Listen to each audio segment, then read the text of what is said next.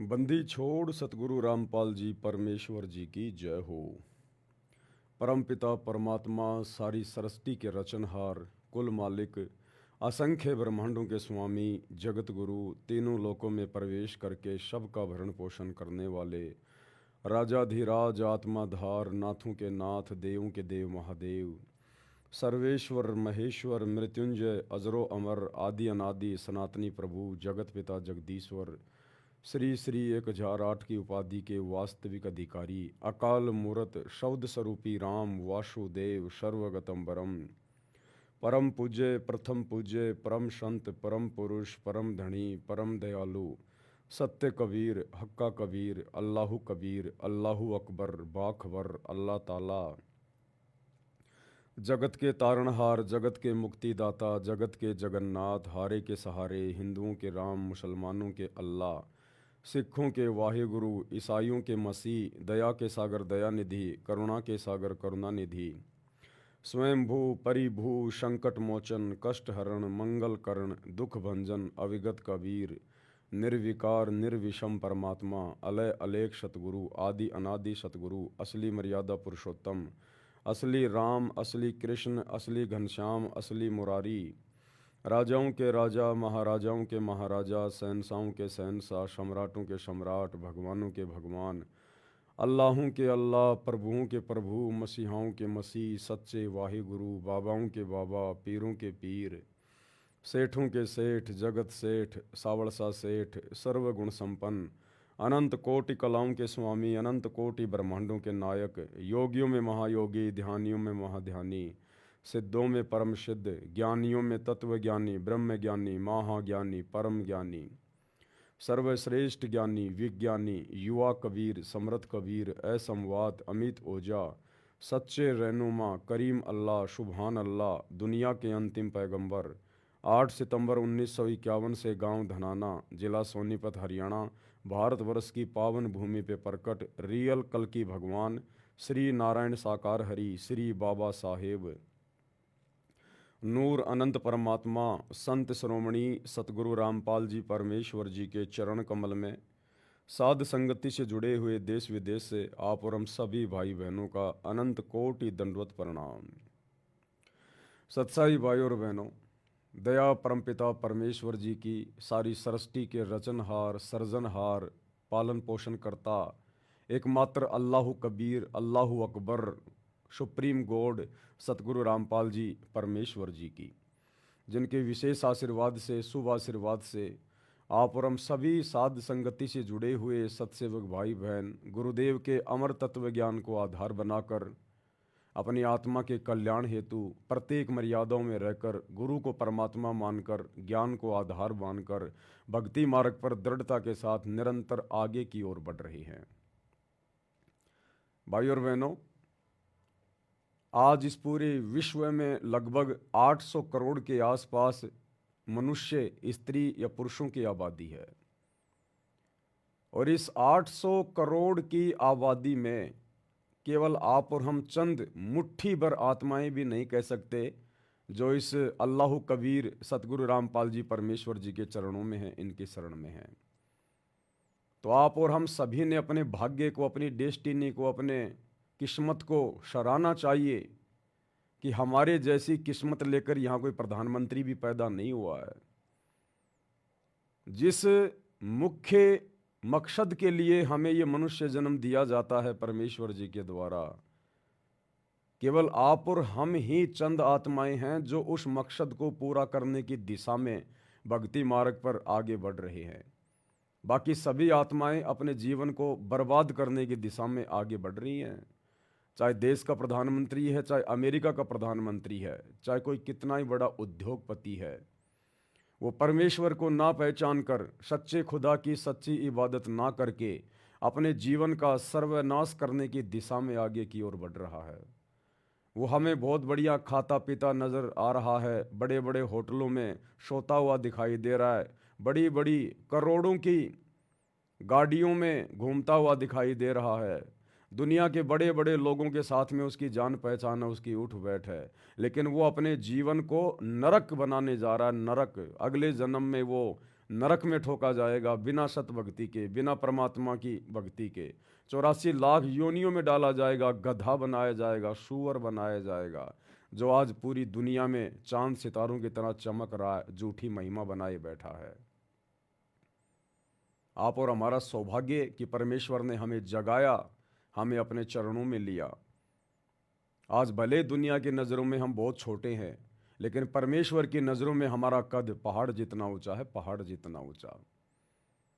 तो भाई और बहनों, हमने इस कद को बरकरार रखना है आधीनी के साथ, भक्ति भाव के साथ में, क्योंकि आधीनी, दासातन, दीनता, विनम्रता, ये उस अल्लाह को, जो अल्लाह आज वर्तमान में सतगुरु रामपाल जी के रूप में धरती पे उतरा हुआ है, इस अल्लाह कबीर सतगुरु रामपाल जी को ये आधीनी, दासातन, दीनता, भक्ति भाव, साधुता, विनम्रता, ये दिलो जान से प्यारी है, दिलो जान से। और परमेश्वर कहते हैं आधीनी के पास है पूर्ण ब्रह्म दयाल। जो भगत आधीन हो जाएगा, कोई गाली दे रहा तो दे, कोई बात नहीं, हमारे मन में उल्टा गाली देने की बिल्कुल भी ना आए। वो गाली दे रहा है, हमारे मन में उसके प्रति कोई राग द्वेष, कोई शत्रुता वाला भाव पैदा ना हो, बिल्कुल भी ना हो। जिस प्रकार एक छोटा सा बच्चा 2 साल का, 3 साल का, वो अपने पिता को, अपने दादा को भी गाली दे देता है। उसके कंधों पे बैठकर वो दादा पिता मुस्कुराते हैं, हंसते हैं उस बच्चे की नादानी पर, उस गाली को सुनकर उसे मारते नहीं, पीटते नहीं, उससे नाराज नहीं होते। तो इसी प्रकार ये दुनिया जो आज सतगुरु के चरणों से, सतगुरु की भक्ति से कोसों दूर बैठी है, ये आध्यात्मिक क्षेत्र में, आध्यात्मिक नज़रों में बहुत नादान है, बालक है, पागल है, अबोध है। और यदि किसी बात पर, क्योंकि भगत तो ऐसा कोई काम करेगा नहीं जो उसको गालियां खानी पड़े, मार पिटाई खानी पड़े, लेकिन ये शैतान का लोक है, ये काल का लोक है। जब हम सच्चे खुदा की सच्ची इबादत करेंगे, सतगुरुदेव की, तो ज़बरदस्ती हमारे साथ में दुनिया को फंसाएगा, लड़ाएगा, झगड़ाएगा। तो ऐसी स्थिति में अगर कोई ज़बरदस्ती भी हमारे साथ में ऊंच नीच करता है, 19-21 करता है, तो हमने आधीन रहना है, कछुए की तरह अपने आप को समेट लेना है, चुपचाप हो जाना है। 2 गालियां दे रहा है, कोई दिक्कत नहीं, 2 थप्पड़ मुक्की कर दी, कोई बात नहीं, चाहे दुनिया देख रही है, हमने कोई इज्जत की परवाह नहीं करनी है, क्योंकि भगत इज्जत और बेइज्जती के चक्कर में नहीं पड़ता है। जो इज्जत और बेइज्जती के चक्कर में पड़ता है, अगले जन्म में वो गधे का जन्म प्राप्त करता है और पूरी जिंदगी बेइज्जत होके, नंगा होके और कुमार के लट खाता है। तो ये आधीनी परमेश्वर को अति प्रिय है। आधीनी के पास है पूर्ण ब्रह्म दयाल, और मान बढ़ाई मारियो बेअदबी सिरकाल। ये मान बढ़ाई, अहंकार, गुरुदेव कहते हैं यदि भगत ने मोक्ष प्राप्त करना है तो इसको त्यागना होगा। बेअदबी सिर काल, ऐसे बेअदबी इंसान के सिर पर तो काल बैठा रहता है, सतगुरु नहीं रहता। तो आप और हम भाई बहनों ने कोशिश करनी है, क्योंकि हमें आज वो मौका मिल गया, वो चांस मिल गया हमें, जिस मौके की तलाश में ये आत्मा युगों युगों से भटक रही थी। माँ के गर्भ में ना जाने कितनी बार हमने परमात्मा से अर्ज करी, प्रार्थना की, हे परमेश्वर, हे परमात्मा, इस माँ के नरक कुंड से हमें बाहर निकालो और अपनी शरण में लो। क्योंकि माँ के गर्भ में गुरुदेव ने बताया कि इस जीव आत्मा को अपने अगले पिछले समस्त जन्मों का ज्ञान होता है, कि ये मनुष्य जन्म क्यों मिलता है और कितने जन्म तूने यूं ही बर्बाद कर दिए। राजा महाराजा बन के, सेठ साहूकार बन के, दुनियादारी में फंस के, और कितनी बार तू 84 लाख योनियों में जाके असहनीय कष्ट भोग चुका है। तो ये प्राणी, ये जीव, हम सब जब माँ के गर्भ में आते हैं, विशेषकर स्त्री के गर्भ में, उस समय ये आत्मा बहुत रोती है, चीखती है, चिल्लाती है, और वो परमात्मा हमारी पुकार सुन के हमें माँ के गर्भ से सकुशल बाहर निकालता है। तो माँ के गर्भ में हम परमात्मा से विनती भी करते हैं, प्रार्थना भी करते हैं कि गुरुदेव हमें अपनी शरण में लेना, हमें ज्ञान समझाना, तीनों गुणों के प्रभाव को कम करना, ताकि हम आपकी भक्ति कर सकें। लेकिन एग्रीमेंट तो सभी आत्माएं करती हैं माँ के गर्भ में। प्रत्येक जो बच्चा पैदा होता है स्त्री के गर्भ से, वो सब उस अल्लाह कबीर सतगुरु रामपाल जी से एग्रीमेंट करके बाहर निकलता है। लेकिन बाहर आने के बाद वो परमात्मा सभी को नहीं मिलता। ये भी फिर उस आत्मा के सौभाग्य के ऊपर निर्भर करेगा, दुर्भाग्य के ऊपर निर्भर करेगा। तो 800 करोड़ की जनसंख्या में आप और हम चंद भाई बहनों का परम सौभाग्य, जो परमेश्वर ने माँ के गर्भ में की गई उस पुकार को सुन लिया और बाहर आए, तो हमें संत रूप में आकर अपनी शरण में लेकर हमें वापस वो सारी बातें याद दिलाई जो हमने माँ के गर्भ में परमात्मा के साथ में की थी, वचन किए थे। परमात्मा कहते हैं कि जब माँ के गर्भ में था तूने जो वचन भरे थे, अब देख मैं तुझे दोबारा से याद दिला रहा हूं। भाई थे ऊपर ने, भाई था ऊपर को, परमात्मा कहते ना थे ऊपर ने पैर और तले ने शीश तेरा, और रोवे था के भजन करूंगा हर तेरा। वो दिन कर ले याद गर्भ में था डेरा, और रोवे था के भजन करूंगा हर तेरा। उस समय तो माँ के गर्भ में रो रहा था, चीख रहा था, चिल्ला रहा था, हे परमात्मा, हे बंदी छोड़, हे सतगुरु, एक बार माँ के गर्भ से बाहर निकाल दो, क्योंकि सबसे बड़ा नरक कुंड होता है माँ का गर्भ। गुरुदेव ने बताया एक व्यक्ति की 100 साल की उम्र हो, 100 साल तक यदि उसे कोढ़ का रोग लग जाए, कोढ़ से भयंकर रोग कोई दूसरा नहीं होता। पूरे शरीर पे मक्खियां भिनभिनाती हैं, मवाद निकलती है, चीस चलती हैं, फोड़े फुंसियां होते हैं, बदबू आती है। तो गुरुदेव कहते हैं एक व्यक्ति की 100 साल की उम्र हो और 100 साल तक यदि उसको कोढ़ जैसा भयंकर रोग लग जाए, उससे भी 100 गुना ज्यादा कष्ट ये आत्मा माँ के गर्भ में 9 महीने में भोगता है। ऊपर को पैर, नीचे को सिर, 9 महीने, और रो रो के अर्ज करता है। तब ये सतगुरु माँ के गर्भ में जाता है सूक्ष्म रूप में, और फिर उसको कहता कि भाई देख ठीक है, मैं तेरी प्रार्थना स्वीकार करता हूं, और अब तू बाहर जाके भक्ति करना, ये बकवादे मत करना जो तूने असंख्य जन्म तेरे बर्बाद कर दिए। लेकिन जैसे ही माँ के गर्भ से बाहर आते हैं, गुरुदेव ने हमें बताया कि फिर से ये ब्रह्मा विष्णु महेश, ये शैतान के तीनों बेटे, ये काल के तीनों पुत्र, अपने तीनों गुणों के प्रभाव से, रजगुण ब्रह्मा, शतोगुण विष्णु, तमोगुण शिव जी, इन तीनों गुणों के प्रभाव से ये जीवात्मा फिर से भ्रमित हो जाती है, और वही उल्टा सीधा खाना पीना, वही काम धंधे में गधे और बैल की तरह कमाना, दुनियादारी में फंस जाना, परमात्मा को भूल जाना, कोई बताए तो उसकी बातें ना सुनना। तो फिर हम ये कष्ट उठाने के लिए बाध्य हो जाते हैं। तो भाई और बहनों, आज इस 800 करोड़ की जनसंख्या में आप और हमें ये सौभाग्य मिला है, आप और हमें, और हमने इसका भरपूर फायदा उठाना है। देखो हम क्या खाएंगे, हम क्या पिएंगे, कैसे हमारा खानदान चलेगा, कैसे हमारा परिवार चलेगा, ये सब कुछ गुरुदेव भगवान ने पहले से निर्धारित किया हुआ है। और जब हम इनकी शरण में आ जाते हैं, इनके चरणों में आ जाते हैं, फिर तो हमने कोई चिंता नहीं होनी चाहिए। जिस परमेश्वर ने करने के लिए भजन दे दिया तो खाने को भोजन भी देगा। चिंत्या तो हरि नाम की और न चिंत्या दास, और जो कोई चिंत्या नाम बिना सोए काल की फाश। तो अब आप और हम सभी भगत भाई बहनों को, जो विशेषकर सतगुरु रामपाल जी परमेश्वर जी के फॉलोवर हैं, उनके चरणों में लगे हुए हैं, आप और हमारा तो एक ही टारगेट, एक ही मकसद होना चाहिए कि हम ऐसा क्या करें कि हमारे गुरुदेव भगवान हमारे से प्रसन्न रहें, हमारे गुरुदेव भगवान को नाराज होने का मौका ना मिले, और भक्ति मार्ग में निरंतर हम आगे की ओर बढ़ते रहें, आगे की ओर बढ़ते रहें। तो गुरुदेव ने बताया सबसे पहले आधीनी, दासातन, विनम्रता, किसी भी बात को लेके मन मुटाव नहीं करना, मन में कोई राग द्वेष नहीं पालना। हाँ, सच को सच जरूर कहना है, लेकिन किसी के प्रति राग द्वेष नहीं, शत्रुता वाला भाव नहीं। एक शत्रु एक मित्र है, भूल पड़ी रे प्राण, यम की नगरी जाएगा शब्द हमारा मान। अब जैसे काल प्रेरणा से हमारे खुद के भगत भाई बहन जो आश्रमों से जुड़े हुए हैं, आज हमारे पिताजी की, हमारे गुरुदेव की गैर हाजिरी में जो उल्टे कर्म कर रहे हैं, तो हम भगत भाई बहनों की जिम्मेदारी बनती है अन्य संगत को समझाने के लिए, उनके कुकर्मों के ऊपर वीडियो बनाकर समझाना पड़ता है। लेकिन हमारे मन में उनके प्रति द्वेष नहीं है, हीन भावना नहीं है। मैं पवन दास, कोई ये ना सोचे कि भाई मैं अगर मैनेजमेंट के ऊपर वीडियो बनाता हूं तो उनके प्रति राग द्वेष होगा, बिल्कुल नहीं, सौपन में भी नहीं। ये मेरा खुदा, मेरा अल्लाह, मेरा गुरु साक्षी है इस बात का। अगर मैनेजमेंट के किसी भी व्यक्ति के प्रति, गुरुजी के बेटा बेटी भाई बंधु रिश्तेदारों के प्रति जिनके ऊपर मैं वीडियो बनाता हूँ, जिनके कुकर्मों पर, अगर मेरे दिल में अंदर अगर कोई वैर भाव हो, उनके प्रति कोई शत्रुता का भाव हो, तो परमेश्वर मुझे जमीन में गाड़ दे इसी समय। मैं तो अपने खुद के सगे भाई बहनों से बढ़कर गुरुदेव की बेटी को मानता हूँ, उनके दोनों बेटों को, उनके भाई को मानता हूँ, लेकिन सच जो है वो कहना पड़ेगा। कल को यदि वो सीधे कर्मों पे आ जाएंगे, सीधे रास्ते पे आ जाएंगे गुरुजी के बेटा बेटी, मैं अपने सीने से लगा लूंगा, मेरे भाई है वो, मेरी बहन है।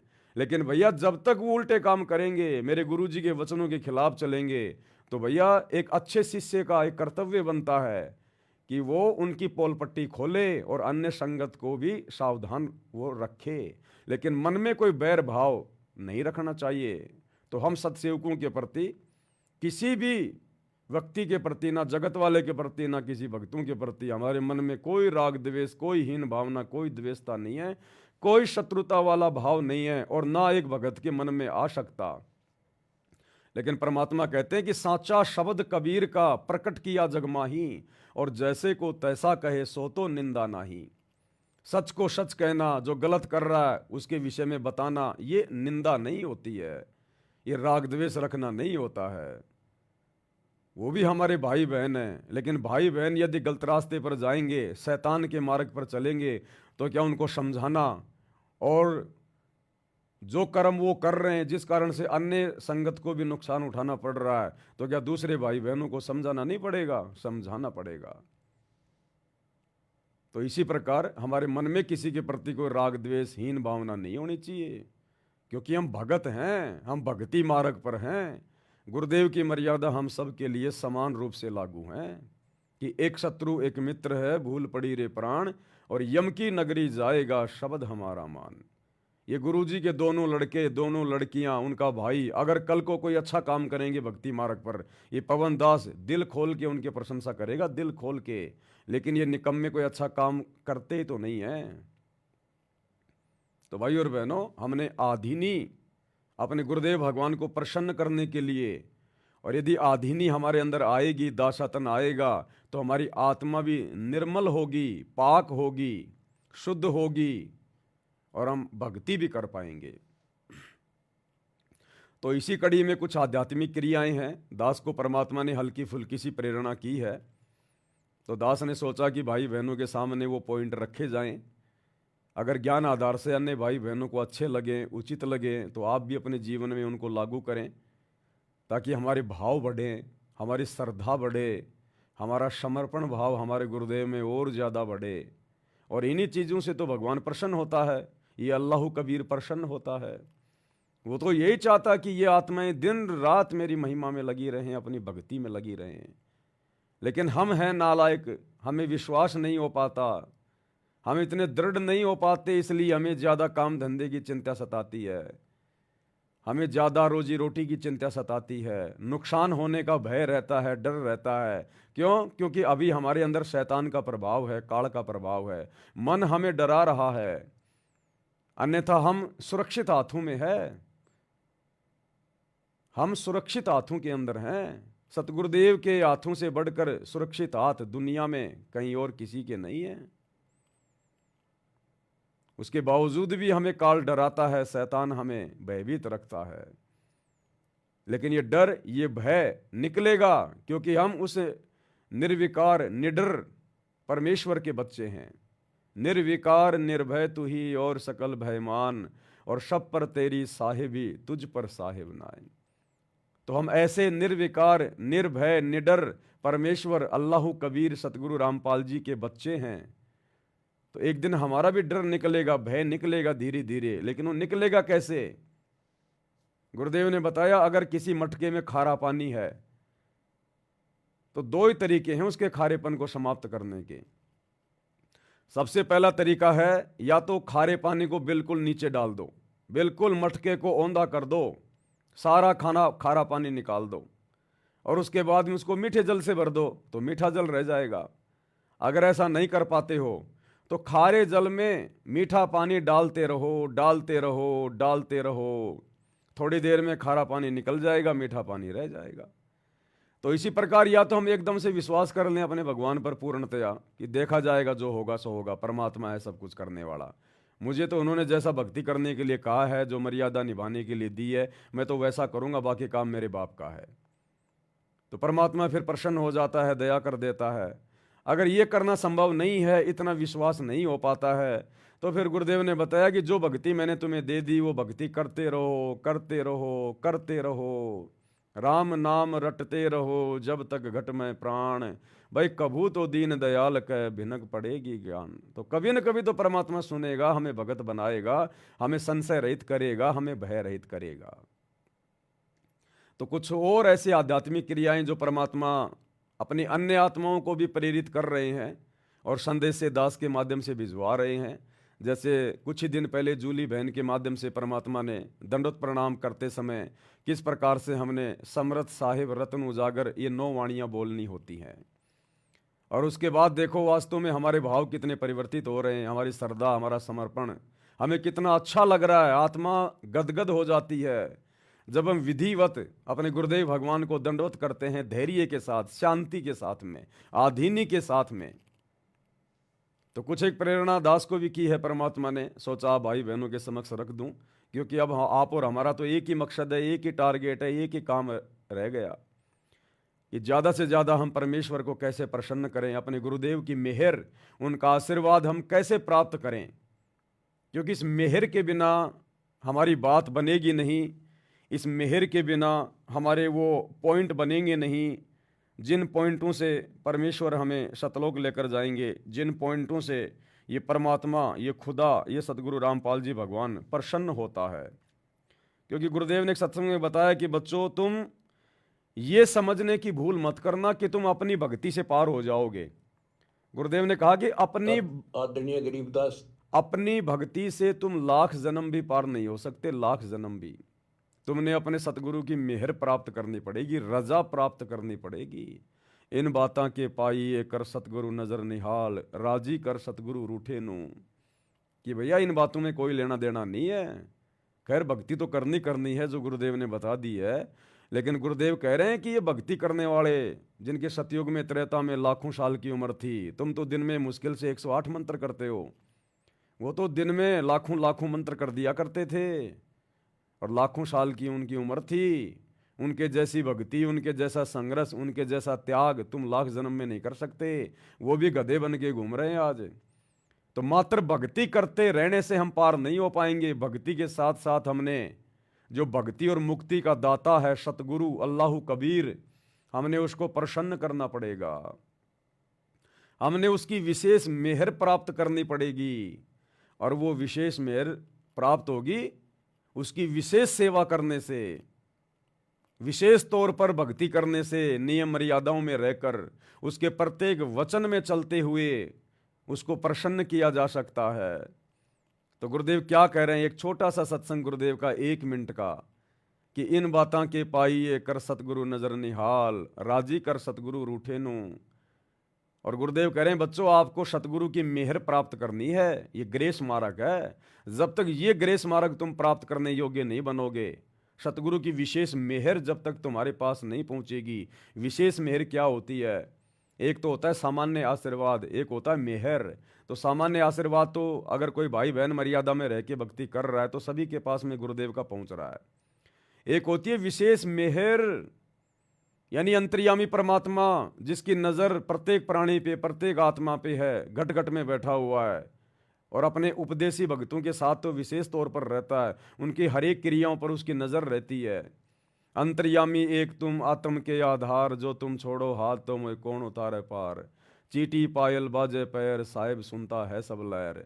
जिसने महाभारत के युद्ध में टटीरी पक्षी की आत्मा की पुकार को सुना, त्रेता युग में भगत प्रहलाद की आत्मा की पुकार को सुना, खंबे से प्रकट हो गया।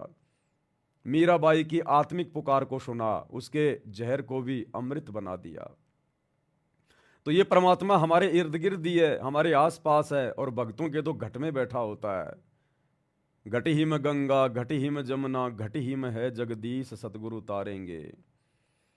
तो परमेश्वर पल पल हमें देखता रहता है, हमारी भक्ति क्रियाओं को देखता रहता है। ये भगत कैसी भक्ति कर रहा है, कैसे मर्यादाओं में रह रहा है, इसके अंदर कैसे शुद्ध भाव हैं, कितने अच्छे विचार हैं, कितने गंदे विचार हैं। तो भगत की इन तमाम भक्ति क्रियाओं को देखकर जो गुरु के अनुसार होती हैं, फिर गुरु उस पर प्रसन्न होता है, गुरु का हृदय, उसकी आत्मा गदगद होती है, और उस आत्मा के प्रति, उस भगत के प्रति जो गुरु के अनुसार भक्ति कर रहा होता है, एक नेक नीति से सभ्य भगत बन के समाज में रह रहा होता है, हर प्रकार से अधीन होता है, दासातन होता है, उस भगत के प्रति फिर सतगुरु के हृदय से एक मेहर निकलती है, एक मेहर की लहर निकलती है, मेहर की लहर। जिस प्रकार यदि किसी का बेटा या बेटी उसकी आज्ञा में चलता है, अच्छे कर्म करता है, तो फिर उसका बाप उसके प्रति विशेष दयालु होता है, विशेष मेहरबान होता है, उन बेटा बेटियों पर विशेष नज़र रखता है, उन्हें किसी बात की कमी नहीं छोड़ता, किसी चीज़ के भरोसे नहीं रहने देता है। तो सतगुरु फिर उस विशेष मर्यादित आत्मा के प्रति मेहरबान होता है, और एक विशेष आशीर्वाद सतगुरु फिर चाहे लाख कोस दूर बैठा है शरीर रूप में, एक विशेष मेहर, एक विशेष लहर सतगुरु की तरफ से उस आत्मा के ऊपर सूर्य की किरणों की तरह निरंतर बरसती रहती है। उसको कहते हैं मेहर। इन बातां के पाइए कर सतगुरु नजर निहाल, राजी कर सतगुरु रूठे नू। तो क्या कह रहे हैं गुरुदेव भगवान, उन्हीं के मुख से 1 मिनट का ये ऑडियो है, सुन लेते हमारा जो हैं। कल्याण कैसे होगा कि सतगुरु जो तत्वदर्शी संत है उसको नजर निहाल कर कि इतना उनके अनुसार उनके मर्यादा में चल के वो तेरे ऊपर गदगद हो जाए, वो संत के मेरी प्यारी आत्मा परमात्मा को पाने के रास्ते पर बिल्कुल सही चल रही है। तो अंदर से जो एक हिलोर आती है संत के अंदर से, जिस भगत की, जिस बहन भाई की क्रियाओं से जो प्रसन्न हो जाता है कि ये सही मर्यादा में चल रहा, तो वो जो एक रजा आती है, उसके बाद फिर एक उसके प्रति एक कसक जाती है कि बहुत अच्छी, और परमात्मा अपने बच्चे पर मेहर रखना, ऐसे ही चले। तो वो एक आशीर्वाद आपको एक्स्ट्रा मिलता है, जिसको ग्रेस मार्क कहते हैं। तो यह कहते हैं इन बातों के पाइए कर सतगुरु नजर निहाल है। मान ले तन यो ज्ञान भी हो गया कैसे ऐसे होता तो, और सतगुरु नजर निहाल हुआ नहीं, तुझे सार नाम फिर सार शब्द मिला नहीं, तो भी बात बिगड़ेगी। इसलिए ये कल्याण कहती है बातें कहने सुनती ना है, कर पाड़ने की है। तो भाई और तुम्हारा जो कल्याण, तो भाई और बहनों, हमने सिर्फ कहने सुनने तक सीमित नहीं रहना है, अब हमने कर पाड़ना है, क्योंकि कर पाड़ने का समय आ गया है।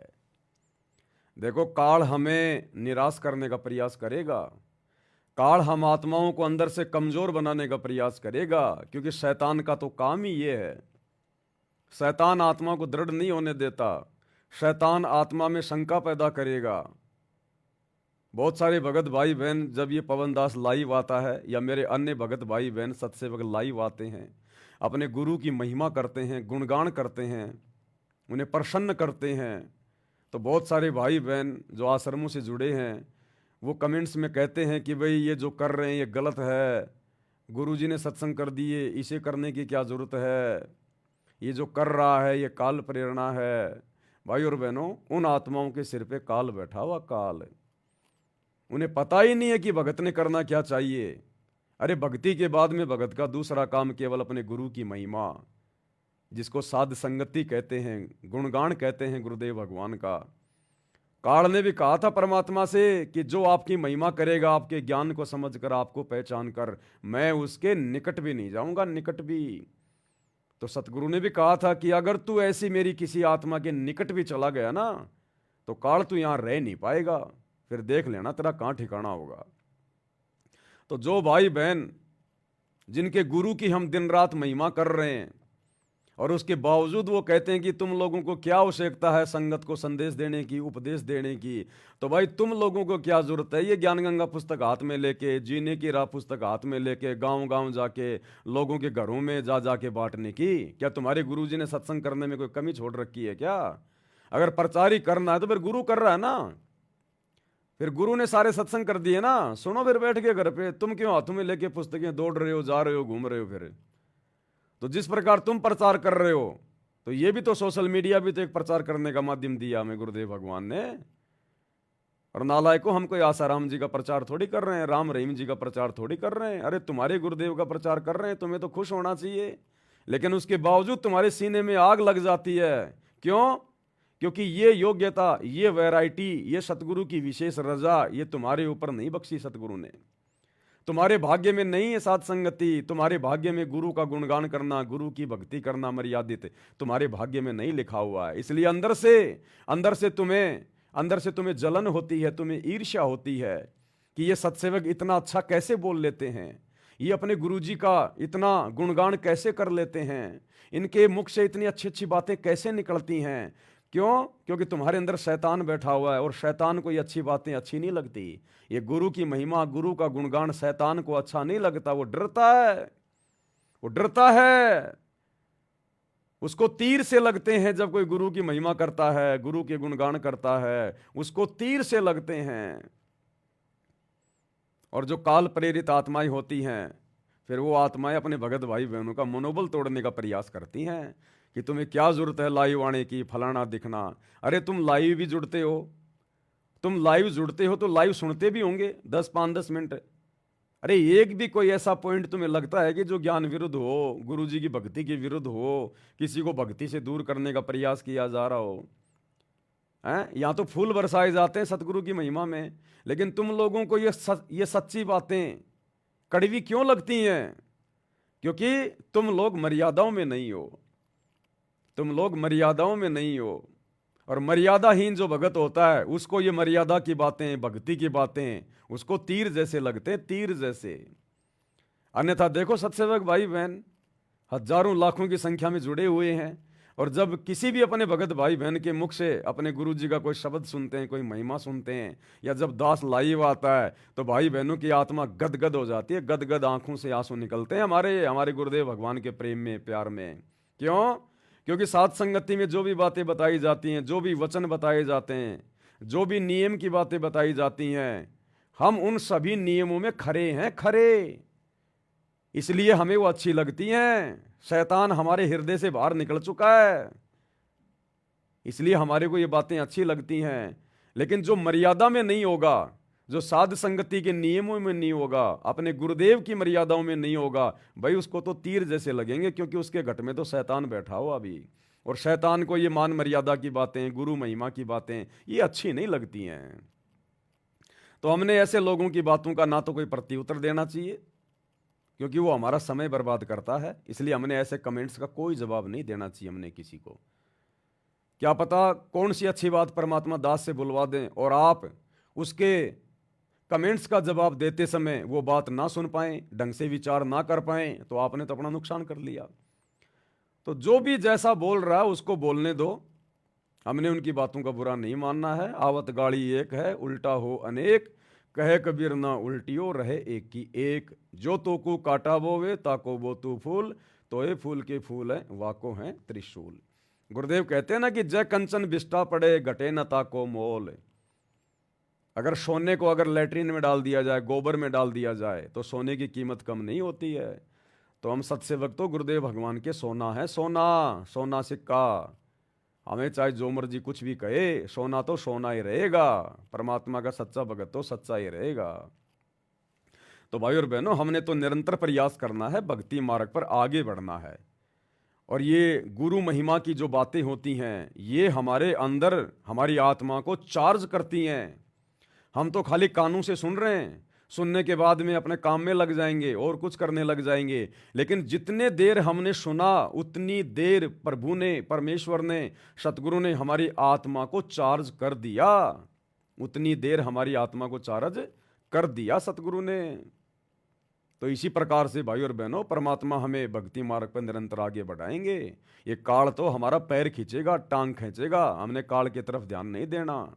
अगर हमारा विश्वास बढ़ रहा, हमारे भाव यदि अच्छे हो रहे हैं, अगर किसी भगत भाई बहनों की वीडियो से, उनकी अच्छी बातों से, गुरु महिमा से, तो सुननी चाहिए, दिन रात सुननी चाहिए। यही तो काम है, और क्या है। गुरु की महिमा कौन करेगा? जो गुरु का भगत होगा वो ही करेगा।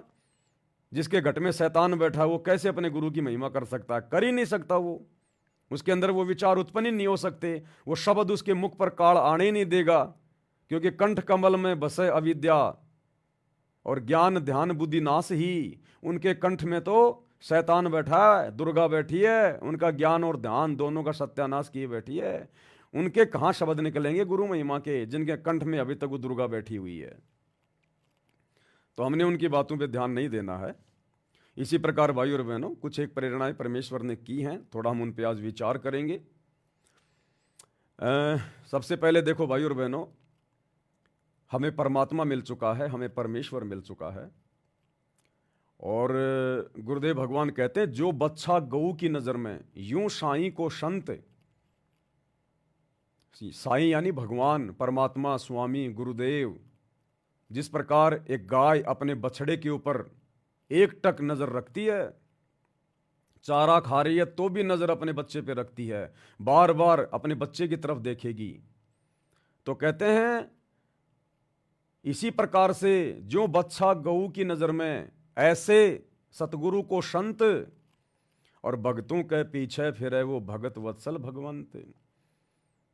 ऐसे वो परमात्मा सतगुरु पल पल हर दम अपने भगत के ऊपर, मर्यादित भगत के ऊपर, सभी के ऊपर नहीं, मर्यादित सच्चे भगत के ऊपर ऐसे नजर रखता है। नाम दीक्षा के बाद भाई बहन अपने गले में लॉकेट पहनते हैं अपने गुरुदेव का। क्यों पहनते हैं? दिखावे के लिए थोड़ी पहना जाता है। अरे दिखावे के लिए तो हम पहले पहना करते थे, गले में कोई लॉकेट डाल के रखते थे, कोई फोटो डाल के रखते थे, सोने चांदी की चैन डाल के रखते थे, वो दिखावा था। तो सतगुरु से उपदेश लेने के बाद भाई बहन जो गले में लॉकेट पहनते हैं वो दिखावे के लिए नहीं होता है। अरे वो लॉकेट जो आपके गले में टंगा हुआ आपके गुरु का, आप तो उसको देख ही नहीं पा रहे। आप यूं थोड़े देखोगे बार बार कि मेरे गले में लॉकेट है, मेरे गले में लॉकेट है। बहुत सारे भाई बहन तो 2-2 दिन 4-4 दिन उस लॉकेट में अपने गुरु जी के दर्शन तक नहीं करते। वो लॉकेट उन्हें दिखाई नहीं देता। कई तो यहां तक बांध के रखते हैं, बिल्कुल जैसे फांसी लगा के रखते हैं ना, जैसे फांसी लगा दी जाती है बिल्कुल। कई तो लॉकेट को ऐसे टाइट बांध के रखते हैं। आज उन भाई बहनों को थोड़ा सा समझाना चाहूंगा कि ये कोई दिखावे की चीज नहीं है, ये कोई फांसी का फंदा नहीं है। लॉकेट गले में क्यों पहना जाता है 99% भक्तों को नहीं पता। 99% भक्तों को, सत्सेवकों को जरूर पता है, बाकी आश्रमों से जुड़े हुए भाई बहनों को अभी तक नहीं पता कि लॉकेट क्यों पहना जाता है। ये दिखावे की चीज नहीं है। ये लॉकेट इसलिए गले में डाला जाता है ताकि भगत को ये डर रहे, ये भय रहे कि कोई है जो मुझे पल पल देख रहा है, कोई है जो मेरे हृदय के नजदीक है। ये लॉकेट अगर आप पहनते भी हैं तो लॉकेट का डोरा आपके हृदय के पास होना चाहिए यहां, क्योंकि हमारे हृदय कमल में हमारे गुरुदेव भगवान बैठे हैं। हमारा हृदय सबसे पाक और पवित्र माना जाता है। तो गुरुदेव भगवान का जो फोटो होती है, लॉकेट होता है, वो हृदय के पास होना चाहिए, यहां पर बीच में। यहां नहीं होना चाहिए। यहां ये दुर्गा का वास है, यहां तो फांसी थोड़ी लगानी है। लॉकेट अगर पहनते भी हैं तो बिल्कुल ढीला ढाला होना चाहिए, और आपके दोनों स्तरों के बीच में जो हृदय कमल है यहां होना चाहिए। और उसके बाद आपने पल पल ये चिंता रहनी चाहिए, ये भय होना चाहिए कि कोई है जो मेरे हृदय के पास में है, मेरे लॉकेट में सूक्ष्म रूप में बैठा हुआ है, मेरा गुरु, मेरा सतगुरु। वो पल पल मुझे देख रहा है।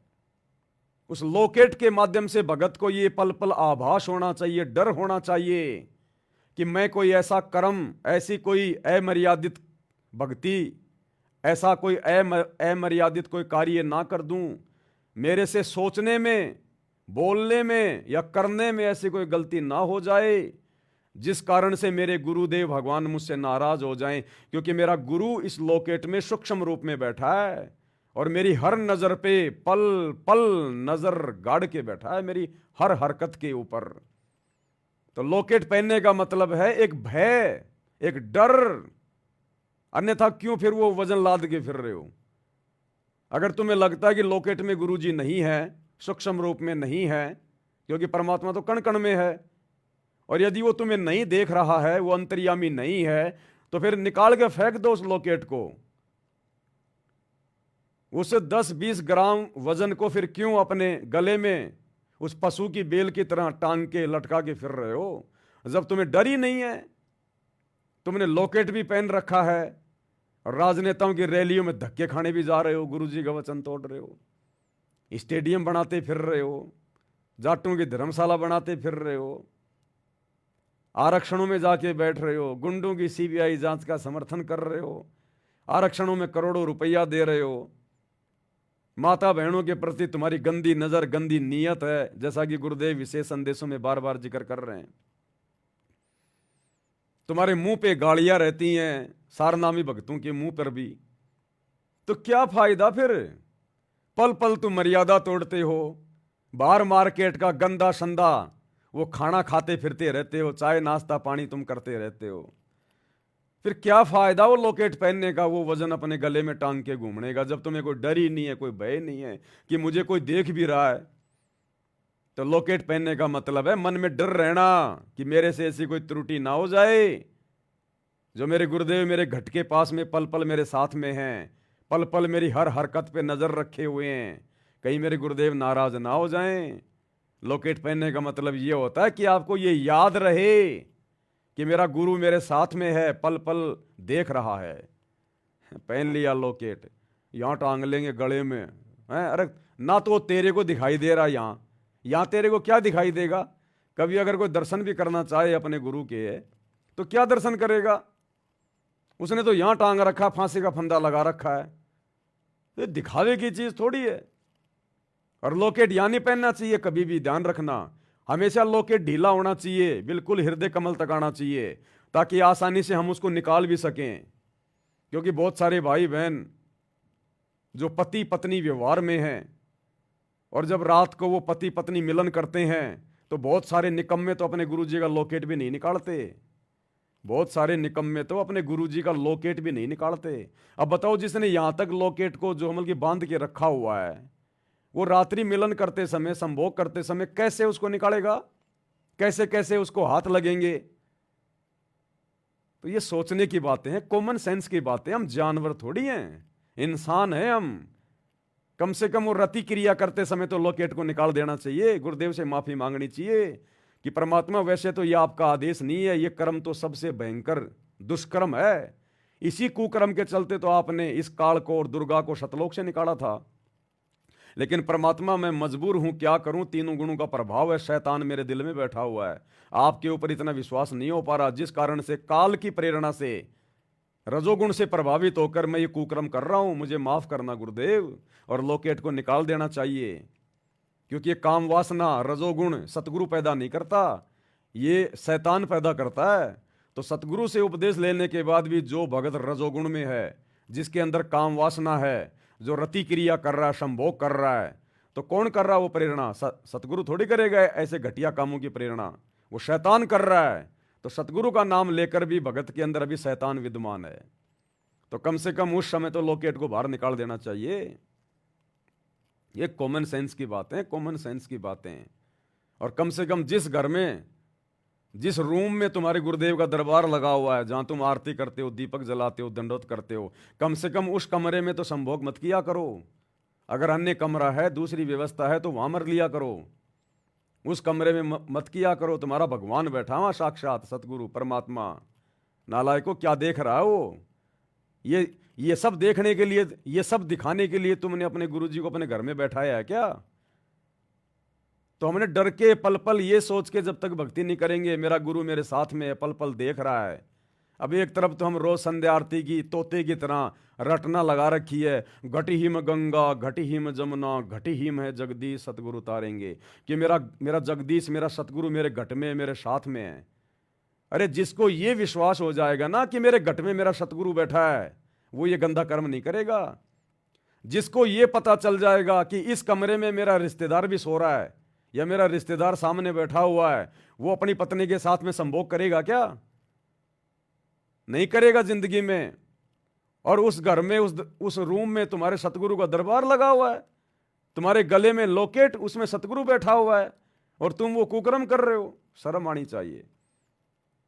अगर फिर भी किसी की मजबूरी है, दूसरा कमरा नहीं है, वो ही कमरा है और उसी में दरबार लगा हुआ है और उसी के अंदर यदि वो कुत्ता कर्म करना पड़ रहा है, तो कम से कम सतगुरु के दरबार में कोई पर्दा तो लगा दिया करो, एक पर्दा लगा के रखो। वो कुत्ता कर्म करने से पहले सतगुरु को दंडोत करके माफी मांग के और वो पर्दा लगा दिया करो कि मालिक वैसे तो आप अंतर्यामी हो, लेकिन परमेश्वर हम जीव हैं, ये मालिक माफ करना। तो भाई और बहनों, अब वो समय नहीं रहा कि हम ये दुनिया वालों की तरह आ रहे हैं, जा रहे हैं, खा रहे हैं, पी रहे हैं, इधर से सुन रहे हैं सत्संग, इधर से निकाल रहे हैं, कोई विचार नहीं कर रहे, कोई चिंतन मनन नहीं कर रहे, सतगुरु को हल्के में ले रहे हैं। तो सतगुरु भी हल्के में ले लेगा फिर अंत में, हल्के में। तो कहते हैं जो बच्चा गऊ की नजर में यूं साईं को संत, और भक्तों के पीछे फिर ये भगत वत्सल भगवंत। ये परमात्मा पल पल हर पल हमारी हर एक हरकतों पर नजर बना के रखता है और हमारे पॉइंट लिखे जा रहे हैं, हमारे पॉइंट उसकी डायरी में नोट हो रहे हैं। उन्हीं पॉइंटों के आधार से वो अपनी मेहर बख्शता है, अपना विशेष आशीर्वाद बख्शता है। तो हम क्या कर रहे हैं, किस दिशा में आगे बढ़ रहे हैं, ये हमने विचार करना चाहिए। तो जिस प्रकार पिछली बार जूली बहन के माध्यम से परमात्मा ने एक संदेशा दिलवाया था, हल्का सा उसको फिर से रिपीट कर देता हूँ। हो सकता है बहुत सारे भाई बहन वो वीडियो ना देख पाए हों। तो जूली बहन के माध्यम से परमात्मा ने संदेशा भिजवाया था कि हमने गुरु को रिझाना है, गुरु को प्रसन्न करना है। हमने दंडवत प्रणाम करते समय मात्र एक फॉर्मेलिटी नहीं निभानी कि जी लेट गया दंडवत कर लिया, दौड़ता भागता, मन में क्या चल रहा है, क्या विचार चल रहे हैं, सामने दंडवत कर रहे हैं। अब वो नहीं चलेगा इस भक्ति मार्ग में। भगत को अपने हृदय में स्थिरता लेके आनी पड़ेगी, धैर्य लेके आना पड़ेगा, शांति लेके आनी पड़ेगी।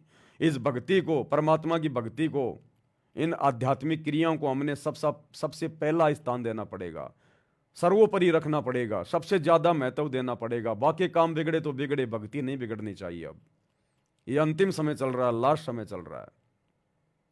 किसी भी पॉइंट से हमने गुरु जी को नाराज नहीं करना। तो जैसे ही अब हम गुरुदेव भगवान को दंडवत करें, तो अब हमने क्या करना है, सबसे पहले हम गुरुदेव भगवान के दरबार में खड़े हो जाएं, जहां भी मालिक का दरबार लगा हुआ है या नहीं लगा हुआ है, जहां भी हमने दंडवत करना है, हमने खड़े होकर आधीनी के साथ में सबसे पहले वो 9 लाइनें गुरु महिमा में बोलनी है, और जल्दबाजी में नहीं बोलनी, प्यार प्रेम शांति से बोलनी है। क्या? समरथ साहिब रतन उजागर, सत्य पुरुष मेरे सुख के सागर, जूनी संकट मेटो गुसाई, चरण कमल की मैं बलि जाही, भाव भक्ति दी जो परवाना, साधु संगति पूर्ण पद ज्ञाना, जन्म कर्म मेटो दुख धुंधा, सुख सागर में आनंद कंदा, निर्मल नूर जहूर जुहारम, चंद्र गता देखो दीदारम, तुम हो बंकापुर के वासी, सतगुरु काटो यम की फांसी, मेहरबान हो साहिब मेरा, गगन मंडल में दीजो डेरा, चक्र चिदानंद अविनाशी, रिद्धि सिद्धि दाता सब गुण राशि, पिंड पराण जिन दीने दाना, गरीब दास जाकू कुर्बाना, पिंड पराण जिन दीने दाना, गरीब दास जाकू कुर्बाना। उसके बाद में ये 9 वाणियाँ सतगुरु के दरबार में खड़े होकर बोलने के बाद फिर हमने नीचे बैठ जाना है घुटने टेक के, और फिर हमने 2 वाणियाँ बोलनी हैं कम से कम। ज़्यादा बोलो आपकी मौज, आपकी मर्जी, लेकिन 2 वाणियाँ तो हमने कम से कम बोलनी चाहिए। ये 9 वाणियाँ सतगुरु के दरबार में खड़े होकर बोलने के बाद में, ठीक है, अगर कोई माँ बहन ऐसी है जिसकी डिलीवरी है या कोई बीमार है, कोई एक्सीडेंटल है, अगर किसी को प्रॉब्लम है, तो वो ज़मीन पर बैठ के भी 9 वाणियाँ बोल सकता है, कोई दिक्कत नहीं है। चेयर पे बैठ के भी बोल सकता है, कोई दिक्कत नहीं है। अगर कोई शवस्थ है, उसके लिए दास कह रहा है कि खड़ा होके और आधीन्य के साथ करबद्ध होके सर्वप्रथम इस प्रकार गुरु की महिमा करे पहले। और ये 9 वाणियाँ बोलते समय ध्यान रहना चाहिए भाई और बहनों, हमारा ध्यान इधर उधर नहीं होना चाहिए, किसी भी काम धंधे में नहीं होना चाहिए, फालतू की बातों में नहीं होना चाहिए। हमारा ध्यान हमारे सतगुरु के चरणों में होना चाहिए, सतगुरु के चरणों में। हम उनकी महिमा कर रहे हैं, 9 वाणियाँ बोल रहे हैं, समरथ साहेब रत्न उजागर, और ध्यान चल रहा हमारा हमारे काम धंधे में, दिमाग जा रहा हमारी दुकान के ऊपर, तो वो सतगुरु को समर्पित नहीं हो रही। सतगुरु तुम्हारी उन वाणियों को स्वीकार नहीं कर रहा है। एक छोटा सा सत्संग मैंने आपको पहले भी सुनाया था, अब भी सुना रहा हूं। गुरुदेव ने कहा था कि जो तुम बोल रहे हो, जिसके लिए बोल रहे हो, तुम्हारा ध्यान as a god, as a भगवान उसके प्रति होना चाहिए। जिसको उद्देश्य मानकर, उद्देशित मानकर तुम प्रार्थना कर रहे हो, तुम्हारा ध्यान as a god, as a भगवान उसी में होना चाहिए।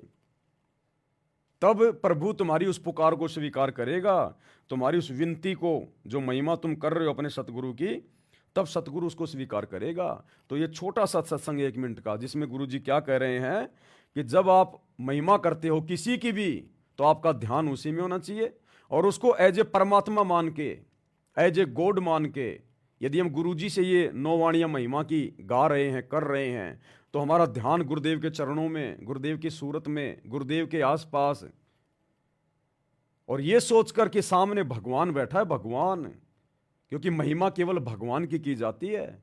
सामने तस्वीर किसकी है? गुरुदेव की। तो ये भगवान है, ये परमात्मा है। अगर हमने परमात्मा किसी और को मान रखा है, दाढ़ी मूंछ वाले उस कबीर जी की फोटो को, और महिमा कर रहे हैं अपने गुरु जी की, दंडवत कर रहे हैं अपने गुरु जी को, तो गुरु जी कभी भी उसको स्वीकार नहीं करेगा। क्योंकि आप दंडवत तो कर रहे हो अपने गुरु जी को, हाथ जोड़ के खड़े हो अपने गुरु जी के आगे, और भगवान मान के आप जी वाणियां बोल रहे हो उस दाढ़ी मूंछ वाले नकली कबीर को, तो वो वाणियां आपके गुरु जी को समर्पित नहीं होंगी। आप जिसके लिए महिमा कर रहे हो, जिसको दंडवत करना चाहते हो, जिसके आप भगत हो, जिसके आप अनुयायी हो, वही आपके नजरों में भगवान होना चाहिए। तभी आपकी वो प्रार्थना वो स्वीकार करेगा। तो क्या करें गुरुदेव भगवान? ध्यान से सुन लीजिए। तो कबीर साहब कहते हैं, राम वियोगी ना जीवे और जीवत बौड़ा हो।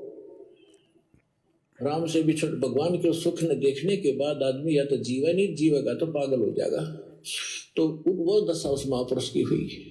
तो दादू साहब जी बड़े होते गए, जो जो तब उन्होंने उस अमृतवाणी बोली, वह उनके चेलों ने लिखी, गरीब दादू साहब जी के ने, और दादू जी के ग्रंथ में ये विद्यमान है वाणी। अब दादू जी क्या बताते हैं, थोड़ी सी महिमा परमात्मा की दादू जी के शब्दों से सुनाते हैं। परमात्मा की, परमात्मा शब्द कहने से पाप करने लग जाते हैं जीव के, लेकिन जो परमात्मा है उसको उद्देश्य बनाकर उसको परमात्मा कहा जाए। लेकिन जो परमात्मा है उसको उद्देश्य बनाकर उसको परमात्मा कहा जाए। लेकिन जो परमात्मा है उसको उद्देश्य बनाकर उसको परमात्मा कहा जाए। जो परमात्मा है उसको उद्देश्य मानकर और उसको परमात्मा कहा जाए।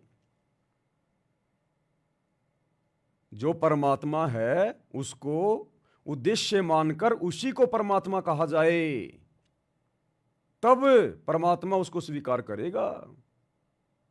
जैसे हम दंडवत कर रहे हैं अपने गुरु जी को परमात्मा मानकर, तो गुरु जी हमारे दंडवत को स्वीकार करेगा। हम दंडवत कर रहे हैं गुरु जी को, और भगवान हमारे दिमाग में चल रहा है वो दाढ़ी मूंछ वाली को कबीर की वो नकली फोटो, तो गुरु जी उस दंडवत को स्वीकार नहीं करेगा। जिस प्रकार भगत भाई बहन संध्या आरती के लास्ट में अपने गुरु जी को क्या कहते हैं? मेरे गुरुदेव भगवान भगवान दीजो काट काल की फांसी। अपने गुरु जी को भगवान कह रहे हैं कि मेरे गुरुदेव भगवान। और जब जून का महीना आता है तो भगवान मानते हैं उस दाढ़ी मूंछ वाले मुर्दा कबीर को, नकली कबीर को। तो वो प्रार्थना तुम्हारा गुरु नहीं सुन रहा, क्योंकि तुम फॉर्मेलिटी कर रहे हो। तुम शब्द गा रहे हो अपने गुरुजी के लिए कि मेरा गुरुदेव भगवान, और वास्तव में भगवान मान रहे हो तुम दाढ़ी मूंछ वाली उस कबीर की फोटो को। जून के महीने में कबीर प्रकट दिवस मान के भगवान मान रहे हो तुम उस मुर्दा फोटो को, तो गुरुदेव तुम्हारी वो प्रार्थना स्वीकार नहीं करेगा। गुरुदेव के कहने का मतलब ये है कि जिसको परमात्मा मानते हो उसको परमात्मा मानकर ही स्तुति करनी चाहिए और उसी की करनी चाहिए, अन्यथा तुम्हारी बात नहीं बनेगी। फिर आगे गुरुदेव ने एग्जाम्पल दिया, आगे गुरुदेव ने फिर एग्जाम्पल दिया। क्या कह रहे हैं परमात्मा? ध्यान से सुनिए फिर। अब जैसे हम तहसीलदार को और प्रधानमंत्री कहें जाए और उसका आगे एप्लीकेशन रखे प्रधानमंत्री के सत्र का काम और उसके तहसीलदार के आगे रखें, बेशक प्रधानमंत्री कहीं जाओ कभी नारी जय अरना वो काम कर सकता। क्या कह रहे हैं गुरुदेव? प्रधानमंत्री के लेवल का काम और वो प्रार्थना अगर हम किसी तहसीलदार के आगे रखेंगे और प्रार्थना करेंगे, वो काम जिंदगी में नहीं होगा। तो भक्ति और मुक्ति के लिए हम सारा प्रयास कर रहे हैं, और भक्ति मुक्ति के दाता सतगुरु, भक्ति मुक्ति के दाता, अब भक्ति और मुक्ति का दाता हमारा गुरु, और फिर हम भगवान मान के पूज रहे हैं दाढ़ी मूंछ वाली कबीर की फोटो को। अरे जो काम हमारे प्रधानमंत्री ने करना है, सतगुरु ने करना है, हमने उसी को प्रधानमंत्री मान के, सतगुरु मान के, भगवान मान के प्रार्थना भी उसी के चरणों में रखनी पड़ेगी, और उसी को मानना पड़ेगा कि यह काम केवल आप कर सकते हो, दूसरा कोई नहीं कर सकता। तो ज्यादातर भाई बहन क्या कर रहे हैं, उस तहसीलदार के सामने प्रार्थना लगा रहे हैं, दाढ़ी मूंछ वाले नकली उस कबीर के सामने, कागज के टुकड़े के सामने। तो बताओ कैसे हमारा रोग कटेगा जन्म मरण का, कैसे हमारा गुरु हमसे प्रसन्न होगा? तो भाई और बहनों, दास का कहने का मतलब है, हम जब ये सतगुरु महिमा में उनको दंडवत करते समय जो 9 वाणियां बोलते हैं, सतगुरु साहेब रतन उजागर, ये वाली वाणियां, सतगुरु की महिमा की दंडवत से पहले 9 वाणियां, तो हमारा ध्यान, हमारा टारगेट हमारे गुरुदेव के चरणों में होना चाहिए कि एकमात्र परमेश्वर प्रभु अल्लाह कबीर सब कुछ भक्ति मुक्ति के दाता मेरे गुरुजी हैं, इनके अलावा दूसरा कोई कबीर जान में नहीं है। तब गुरुजी उन वाणियों को स्वीकार करेगा, भगत के उन शब्दों को स्वीकार करेगा, तब गुरु प्रसन्न होगा, तब वो ब्लूटूथ मैच करेगा। तो सर्वप्रथम ये 9 वाणियां हम इस प्रकार से अपने गुरुजी में ध्यान लगा के, ना कि इधर उधर, ना किसी और देव महादेव में, उसके बाद जमीन पे घुटनों के बल बैठ जाएं, और फिर कम से कम 2 वाणियां हाथ जोड़ के आधीनी के साथ, कर जोड़ूं बिनती करूं धरूं चरण पर शीस, सतगुरु रामपाल जी भगवान ने दियो नाम बख्शीश, कोटि कोटि सिजदा करूं कोटि कोटि प्रणाम, चरण कमल में राखियो मैं बांदी जाम गुलाम। ये 2 वाणियां कम से कम हमने फिर घुटने के बल बैठ के अपने गुरुदेव के सामने उनके चरणों में ध्यान रख के, तो वो कोटि कोटि बार वो सिजदा, वो दंडवत गुरु स्वीकार कर लेगा। अरे एक दंडवत प्रणाम का कितना फल है, एक अश्वमेघ यज्ञ के समान। और यदि हम कहेंगे कोटि कोटि दंडवत कोटि कोटि प्रणाम, चरण कमल में राखियों में बांधी जाम गुलाम, परमात्मा स्वीकार करेगा उसको, क्योंकि हमारा लक्ष्य, हमारा टारगेट हमारा सतगुरु है। हमने उनको परमात्मा मान लिया, भगवान मान लिया, हमारे लिए और कोई दाढ़ी मूंछ वाला कबीर भगवान नहीं है। हमारे दरबार में हमारे गुरुजी के अलावा किसी और की फोटो नहीं होनी चाहिए, ना गरीबदास जी की, ना दादा गुरु की, ना पंडित चिदानंद जी की, ना दाढ़ी मूंछ वाले नकली कबीर की। अगर है तो चाहे आप कितने भाव से 9 वाणियां बोल लो, कितना कोटि कोटि दंडवत कर लो, परमात्मा स्वीकार नहीं करेगा। अगर किसी औरत के बटवे में, उसके पर्स में, अगर उसके पति के अलावा किसी गैर पुरुष की फोटो अगर उसके पति ने देख ली, वो पति उस औरत से प्रेम नहीं करेगा। तो हमारा दरबार साहिब हमारा पर्स है, हमारा बटुआ है, और हमारे बटुए में अगर हमारे गुरुजी के अलावा किसी और की फोटो दिखाई दे गई, ये अंतर्यामी परमात्मा, इसको देखने की जरूरत नहीं है। चीटी पायल बाजे पैर साहिब सुनता है सब लहर, कितना दंडवत करते रहना, कितना इसके गुणगान करते रहना, ये ध्यान नहीं देगा फिर। तो फिर कम से कम ये 2 वाणियां भगत भाई बहनों ने बोलनी है। और उसके बाद जिसको जैसा भी जो मंत्र मिला हुआ है, प्रथम नाम सतनाम सारनाम, उसके बाद 1 या 2 बार उन मंत्रों का हम जाप करें, और अपने गुरुदेव के खुली आंखों से हम फिर दर्शन करें, और फिर उनको दंडवत प्रणाम करें। तो ये दंडवत प्रणाम की जो विधि है, जिसके बाद में आत्मा बिल्कुल आत्म विभोर हो जाती है, वास्तव में हमें वो दंडवत का, वो यज्ञ का वो परिणाम मिलेगा, हमें वो फल मिलेगा।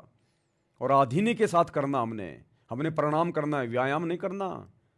अगर हम भाई बहन इस प्रकार से इन तमाम मर्यादाओं में रहकर गुरु को परमात्मा मानकर इस प्रकार से ध्यान से यदि हम ये दंडवत नहीं करते हैं, तो हम प्रणाम नहीं कर रहे, हम तो व्यायाम कर रहे हैं, व्यायाम कर रहे हैं। हम तो जमीन पे लेटना उठना, तो हमने प्रणाम करना है, व्यायाम नहीं करना हमने।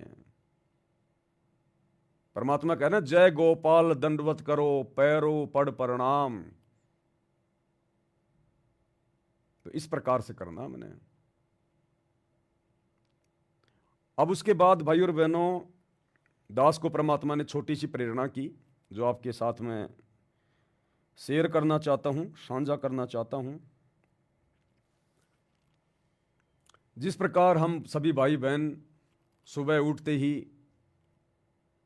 परमात्मा का चरणामृत ग्रहण करते हैं या फिर नित्य नियम के बाद में लेते हैं चरणामृत, जैसा भी जिसकी व्यवस्था है।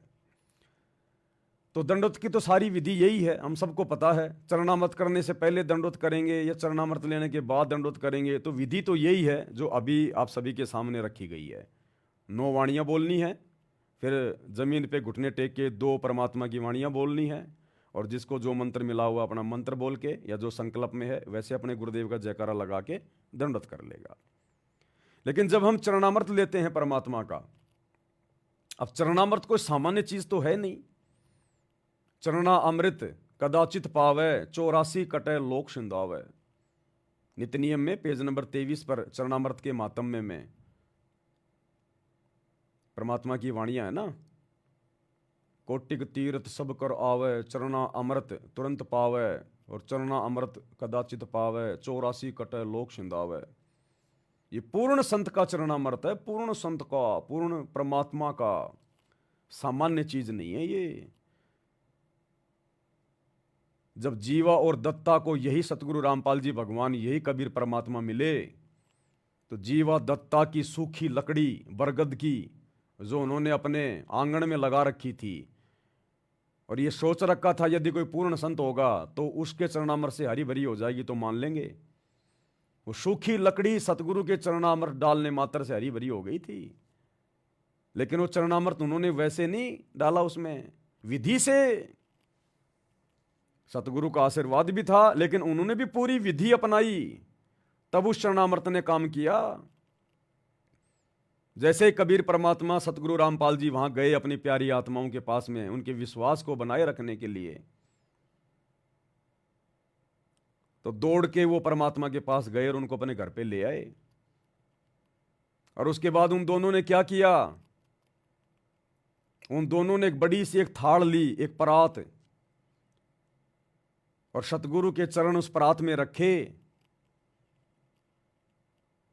और उसके बाद एक लोटे में जल लाए, सतगुरु के चरणों के ऊपर जल डाला और सतगुरु के चरण धोए।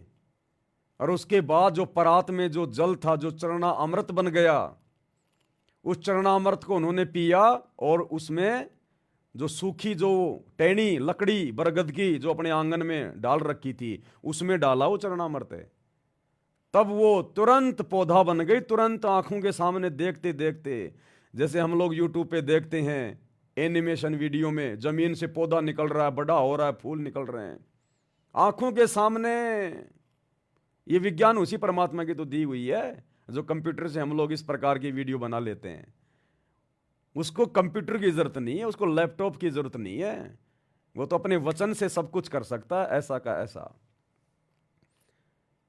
लेकिन उन्होंने विधि से किया, तो वही विधि भाई और बहनों अब हमने अपनानी है। इससे सतगुरु और प्रसन्न होगा, हमारे और निकट आएगा, हमारे भाव बनेंगे। तो अब हमने क्या करना है, सतगुरु का चरणामृत लेने से पहले हमने दंडवत तो करना ही करना है, और दंडवत की विधि वही है। तो अपने हाथ में सतगुरु का चरणामृत लेके, एक कप में, एक गिलास में, और उसी प्रकार से हम सतगुरु के दरबार के सामने खड़े हो जाएंगे। यूं अपने हाथों में वो गिलास भी रखेंगे हम ऐसे चरणामृत का, यूं हाथ जोड़ के यूं, और वही 9 वाणियां हमने बोलनी है। समृत साहेब रत्न उजागर सत्य पुरुष मेरे सुख के सागर। लेकिन ये 9 वाणियां बोलते समय हमारे को जो भी 1 मिनट का समय लगता है या 1.5 मिनट का समय लगता है, हमने क्या करना है, हमने मानसिक क्रिया करनी है। ये 9 वाणियां प्यार प्रेम से बोलते समय हमारा ध्यान, हमारी सुरती ये होनी चाहिए कि सामने चेयर पर या बेड पर, सिंहासन पर मेरे गुरुदेव भगवान बैठे हुए हैं, और मैं उनके जो वो चरण कमल हैं उनको धो रहा हूं, मैं उनके चरण कमल धो रहा हूं, गुरुदेव के चरणों के नीचे एक परात रखी है और मैं गुरुदेव के चरणों के ऊपर जल डाल रहा हूं और वो जल उस परात में नीचे गिर रहा है और उसको मैं पी रहा हूं। हमने इस प्रकार मानसिक क्रिया करनी है ये 9 वाणियां बोलते समय खड़े होकर पहले, और मन में ये चल रहा होना चाहिए सामने गुरुजी बैठे हैं, मेरे एक हाथ में ये जल का लोटा है, एक हाथ से मैं अपने गुरुजी के पैरों को धो रहा हूं और वो जल नीचे गिर रहा है उस परात में, और उसको फिर हम नीचे जमीन पर बैठकर घुटने टेक कर फिर वो 2 वाणियां हम बोलेंगे, कोटि कोटि सिजदा करूं कोटि कोटि प्रणाम, ये वाली 2 वाणियां बोल के, और उसके बाद फिर हमने वो जल समझकर जो मैंने 9 वाणियां बोलते समय जो मैंने चरणामृत को मैंने बनाया है, मैंने वो तैयार किया है, वो चरणामृत समझकर अपने हाथ में फिर हमने उसको इस प्रकार से पीना हमने। तो हमारा ध्यान हमारे गुरुदेव के चरणों में रहा। और भाई परमात्मा कहते हैं ये भक्ति तो मन कर्म और वचन की है, ये भक्ति मन कर्म वचन की है। चाहे हम किसी को मन ही मन में कोई गाली निकाल दें या किसी का हम कोई बुरा सोच लें, या चाहे अपनी जुबान से हम किसी के प्रति कोई बुरा बोल दें, या इस शरीर से हम किसी का कोई नुकसान कर दें, पाप तो बराबर लगता है ना। तो इसी प्रकार ये भक्ति है। हम चाहे मानसिक रूप से अपने गुरुजी के चरणामृतों को, अपने गुरुजी के चरणों को धो के उनका चरणामृत बना लें, चाहे साक्षात बना लें, वो चरणामृत बन गया। अगर आपने गुरु को भगवान मान के, परमात्मा मान के, और यदि आप मर्यादाओं में हैं और यदि आपने वो क्रिया मानसिक रूप से की है तो वो आपका चरणामृत बन गया, ओरिजिनल चरणामृत, ओरिजिनल। अरे कल को सतगुरु सतलोक चला जाएगा, फिर कैसे उनके चरण धोके पियोगे, फिर कहां से लाओगे चरणामृत? कब तक बढ़ाते रहोगे? उसका अंश क्या समाप्त नहीं होगा? तो यही विधि चलेगी। अब हमने सतगुरु को शब्द रूप में अपने घर पर बैठाना है, अपने घट में बैठाना है। ये शब्द स्वरूपी राम है। घटी हिम गंगा, घटी हिम जमुना, घटी हिम जगदीश सतगुरु तारेंगे। हम हैं शब्द, शब्द हम माए, और हमसे भिन्न और कछु नाही। मोकों कहां ढूंढे रे बंदे, मैं तो तेरे पास में। अब हमने सतगुरु को शब्द रूप में लेना है, क्योंकि हमने गुरु को परमात्मा मान लिया, कबीर जी मान लिया। और कबीर का शरीर हाड़ मांस का नहीं है, कबीर का शरीर सूक्ष्म है, नूरी है। तो अब हमने इस प्रकार रोजाना चरणामृत बनाना है। रोज आपके घर में जो बोतल रखी है, बहुत अच्छी बात है, आप उसको रखिएगा, आप भर के अपने दरबार में वो रखिएगा, वो मालिक की वाणियों से चार्ज होता रहेगा वो जल।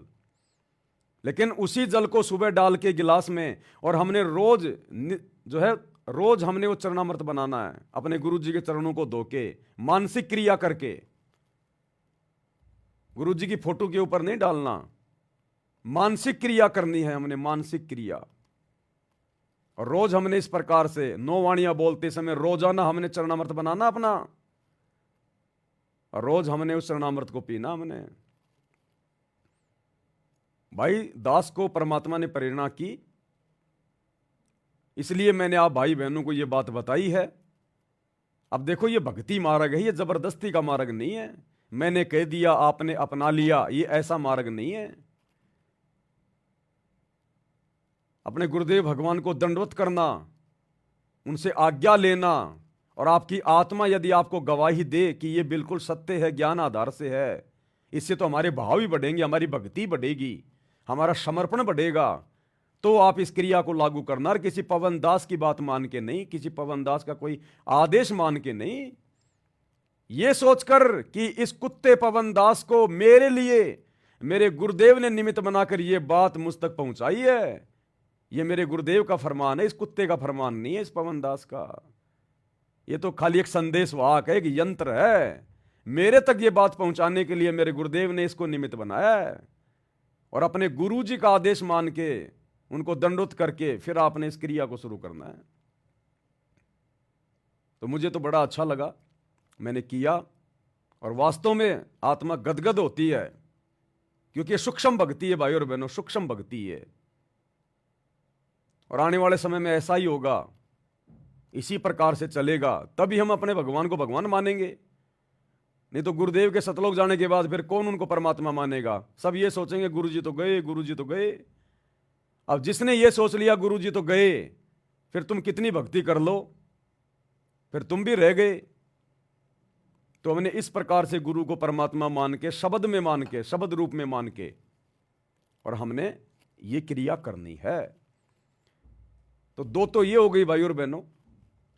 और तीसरी बात बहुत ज्यादा इंपॉर्टेंट है और इसी से जुड़ी हुई है, और अब हमने गफलतबाजी नहीं करनी है परमात्मा की भक्ति में बिल्कुल भी। ये सबसे पहला काम होना चाहिए। परमात्मा की तीनों समय की आरती भले लेट सेट हो जाए, वो एक बात अलग है किसी काम की वजह से, लेकिन करनी हमने श्रद्धा से है, पूरे समर्पण भाव से करनी हमने। दास के पास में एक किसी मुस्लिम भाई का कोई वीडियो आया यूट्यूब पे, कोई मौलाना थे, दुनिया भर के मुफ्ती हैं, मौलाना हैं, साधु संत अपने प्रवचन देते रहते हैं आजकल। तो उसका एक छोटा सा एक शॉर्ट वीडियो आया मेरे पास में, और वो बात तुरंत मेरे हृदय में समा गई। तुरंत मेरे हृदय में समा गई वो बात कि बिल्कुल 16 आने सही बात है। क्योंकि देखो, परमात्मा किसी को भी निमित्त बना सकता अपना संदेशा देने के लिए। ये जरूरी नहीं है कि वो मौलाना वो बकरे खा रहा है, मुर्गे खा रहा है, मुसलमान धर्म की वेशभूषा बना के अल्लाह अल्लाह कर रहा है और अल्लाह को निराकार मान रहा है। वो कुछ भी कर रहा है, उसकी अपनी अज्ञानता, उसकी अपनी सोच है। लेकिन संदेशा परमात्मा किसी के माध्यम से भी दिलवा सकता है। गधे से भी ज्ञान मिल जाए तो ले लेना चाहिए, जिस ज्ञान के ग्रहण करने से यदि हमें फायदा मिल रहा है तो उस मौलाना की वो बात परमात्मा के आशीर्वाद से, गुरुदेव भगवान के आशीर्वाद से, मालिक ने पहुंचानी थी, उसके माध्यम से वो पहुंच गई। और मुझे बड़ा अच्छा लगा और मैंने उसको बिल्कुल आज ही फॉलो किया अपने परमात्मा का आदेश मान के। क्योंकि जो सच्ची बात होगी वो आत्मा को तुरंत स्वीकार्य हो जाएगी। क्या बताया उसने, आप और हमने विचार करना चाहिए। क्योंकि ओरिजिनल निमाज वर्तमान में अगर धरती पर किसी के पास है, आप और हमारे पास में है। ओरिजिनल निमाज हजरत मोहम्मद के पास भी नहीं थी। हालांकि हजरत मोहम्मद जी को रोजे, बंग और नमाज, ये 3 चीजें ये कबीर परमात्मा ने दी थी, शैतान ने नहीं दी थी। रोजे, बंग और नमाज, उसके पास भक्ति के लिए कुछ नहीं है। तप करो, तप और ओम नाम का जाप करो, इसके अलावा वो कुछ नहीं दे सकता। परमात्मा सूक्ष्म वेद में कहते हैं ना, रोजा बंक निमाज दई रे, बिस्मिल कील नहीं बात कही रे। कबीर परमेश्वर ने क्या कहा? अभी आप जो पुस्तक जिस पर वीडियो बनाए जा रहे हैं, मुसलमान नहीं समझे ज्ञान कुरान, अभी उसमें जिक्र आएगा आगे 5 नंबर वीडियो में। तो गुरुदेव ने बताया, रोजा बंक निमाज दई रे और बिस्मिल की नहीं बात कही रे। बिस्मिल यानी मांस खाना, जीव काटना। कबीर परमात्मा ने कहा कि जब हजरत मोहम्मद काबा में गया हुआ था हज करने के लिए, तब मैं उसको जिंदा महात्मा के रूप में मिला था वहां पर। ये सतगुरु रामपाल जी भगवान, ये कबीर मालिक, और हजरत मोहम्मद जी को अपने साथ में मिनी सतलोक लेकर गए थे, और वहां उसको सब कुछ बताया, सब कुछ दिखाया कि देख तू शैतान की तू इबादत कर रहा है, तू ये भक्ति कर जो मैं तुझे दे रहा हूं। और उसको नाम दिया, उसको मंत्र दिया, अल्लाहु कबीर, अल्लाहु कबीर। क्योंकि ओरिजिनल तो आज देने थे मालिक ने। आज से पहले तो आत्माओं को बस ऐसे ही दे दा के, और उनको थोड़ी बहुत धार्मिकता उनके अंदर मालिक ने बना के रखनी थी। जैसे मंसूर को परमात्मा ने अनल हक दे दिया कि बेटा तू ये मंत्र जाप कर। हजरत मोहम्मद को इसी कबीर भगवान ने अल्लाहु कबीर दे दिया। तो मिनी सतलोक ले गए हजरत मोहम्मद जी को, और परमात्मा ने कहा कि देख तेरे को ऐसे रोजे करने हैं और सभी को बता देना, रोजा बंक नमाज दई रे। ये 5 टाइम की नमाज ये शैतान ने नहीं दी, ये कबीर परमात्मा सतगुरु रामपाल जी भगवान ने दी थी, धार्मिकता बनाए रखने के लिए। क्योंकि उस समय मोक्ष का समय नहीं था। अगर ये परमात्मा थोड़ी बहुत भक्ति अगर किसी को ना दे तो सब के सब नास्तिक हो जाते, वर्तमान तक आत्माएं सब नास्तिक हो जाती। तो परमात्मा ने किसी न किसी के माध्यम से, किसी न किसी तरीके से आत्माओं को किसी न किसी धर्म से जोड़ के रखना था। तो कहते हैं रोजा बंक नमाज दई रे, बिस्मिल की नई बात कही रे। तो ओरिजिनल जो नमाज है, हजरत मोहम्मद को तो परमात्मा ने नकली नमाज दी थी। हालांकि सतगुरु अपने मुख से जो मंत्र दे दे, जो आरती नमाज दे दे, वो सही होती है, लेकिन वो मोक्ष वाली नहीं होती, ओरिजिनल नहीं होती। वो ओरिजिनल आरती आज मिली हमें। आज ओरिजिनल आरती यानी निमाज, निमाज कहो चाहे आरती कहो, मुसलमान धर्म में उसको निमाज कह देते हैं। निमाज का मतलब होता है प्रार्थना करना, स्तुति करना, महिमा करना। हम उसको नित्य नियम कह देते हैं, हिंदू उसको आरती कह देते हैं। तो ये ओरिजिनल निमाज आप और हम भगत भाई बहनों को प्राप्त है। वो मौलाना क्या बोला, वो बात मेरे दिल में खटक गई, दिल में। देखो कहीं ना कहीं हम गफलत कर रहे होते हैं, लेकिन परमात्मा अच्छी आत्माओं तक बीच बीच में संदेश पहुंचाता है।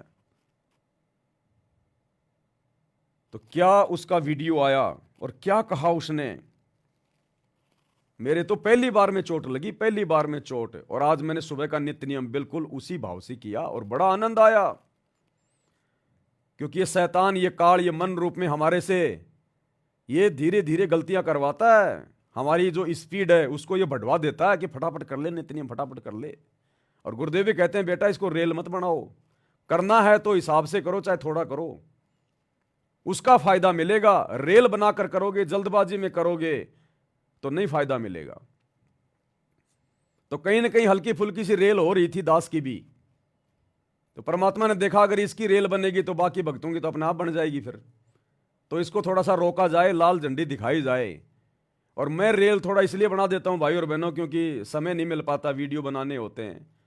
लेकिन फिर परमात्मा ने इस मौलाना के माध्यम से संदेशा दिलाया कि बेटा सेवा लेट हो जाएगी, कोई बड़ी बात नहीं है। सबसे बड़ी सेवा अपने आत्म कल्याण की है, सबसे बड़ी सेवा अपनी भक्ति है, तीनों समय की आरती है, अपने मंत्र हैं, ये काम सबसे पहले है। इस रेल को ज्यादा फास्ट मत भगा।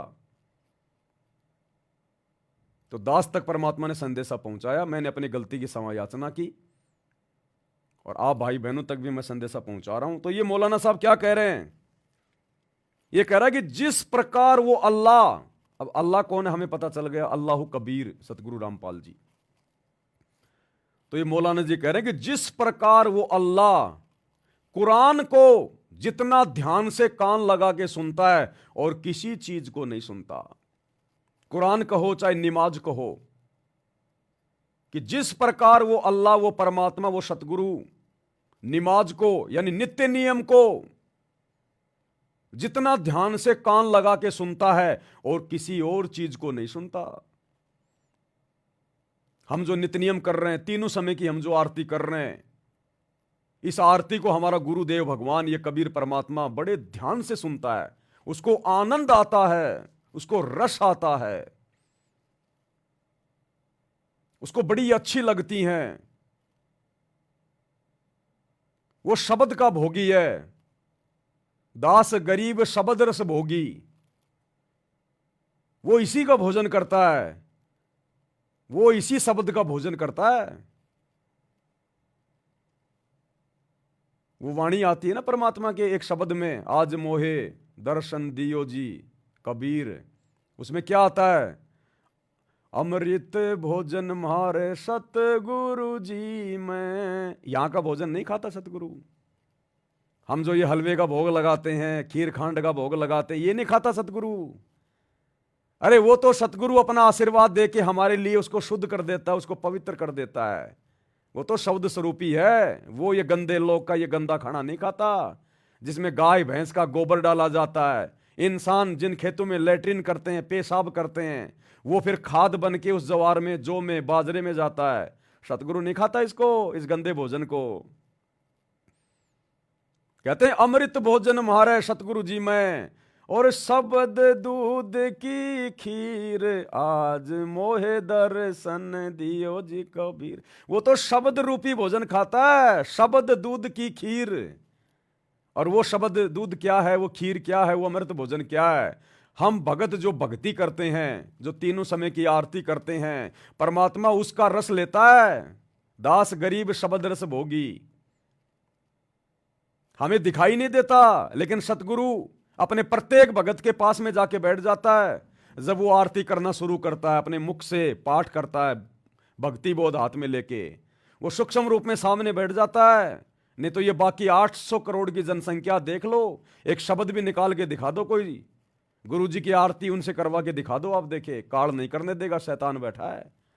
तो ये सतगुरु लेके डंडा उस घर में आके बैठ जाता है जब वो भगत तीनों समय की आरती करता है, सुमरण करता है उस समय, और सुनता है।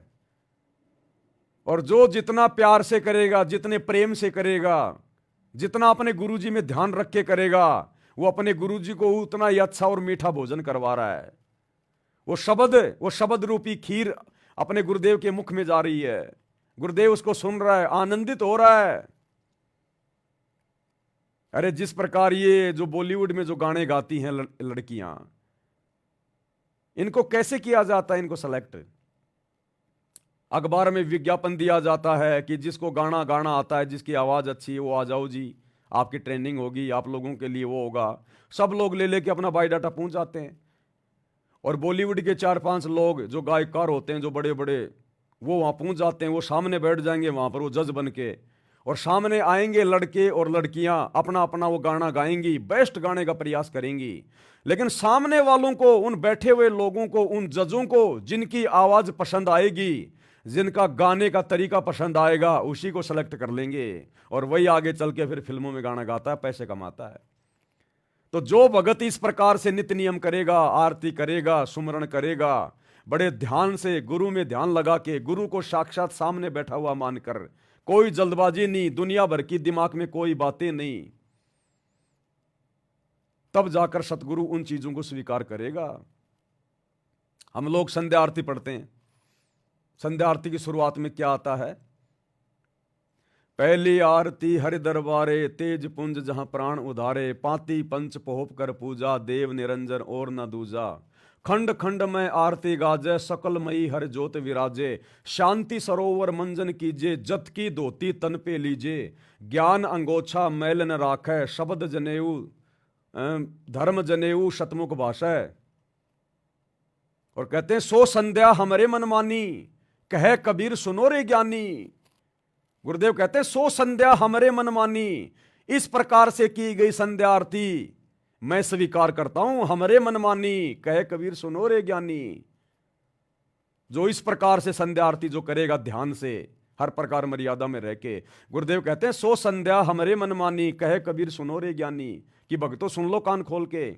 अगर तुम इस प्रकार से आरतियां, अगर तुम नित्य नियम ये करोगे, नमाज अगर तुम ये करोगे, तो तुम्हारा गुरु, तुम्हारा परमात्मा स्वीकार करेगा, नहीं तो नहीं करेगा। अब खाते पीते उठते बैठते बसों में आते जाते आरतियां कर रहे हो तो परमात्मा स्वीकार नहीं करेगा।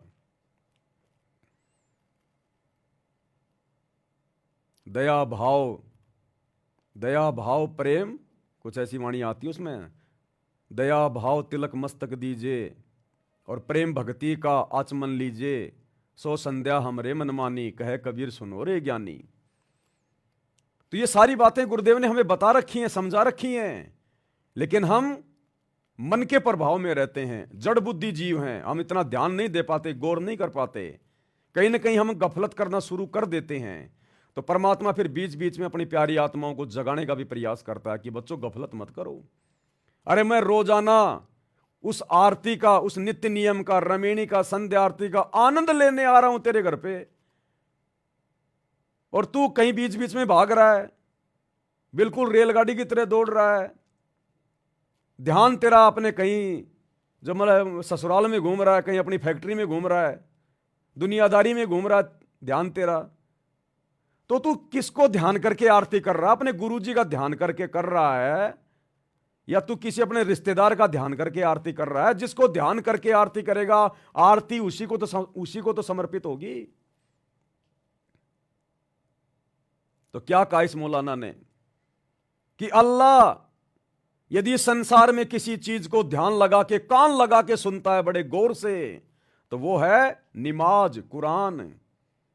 मतलब वो अपनी भाषा में कह रहा है, लेकिन आज असली कुरान तो आप और हमें मिली है, ज्ञान गंगा, गुरुजी के सत्संग, गुरुजी के द्वारा लिखी गई पुस्तकें, गुरुजी के तीनों समय की आरती, ये हैं वास्तविक वो कुरान जिनमें भक्ति का मूल पाठ है, पूरा समाधान है।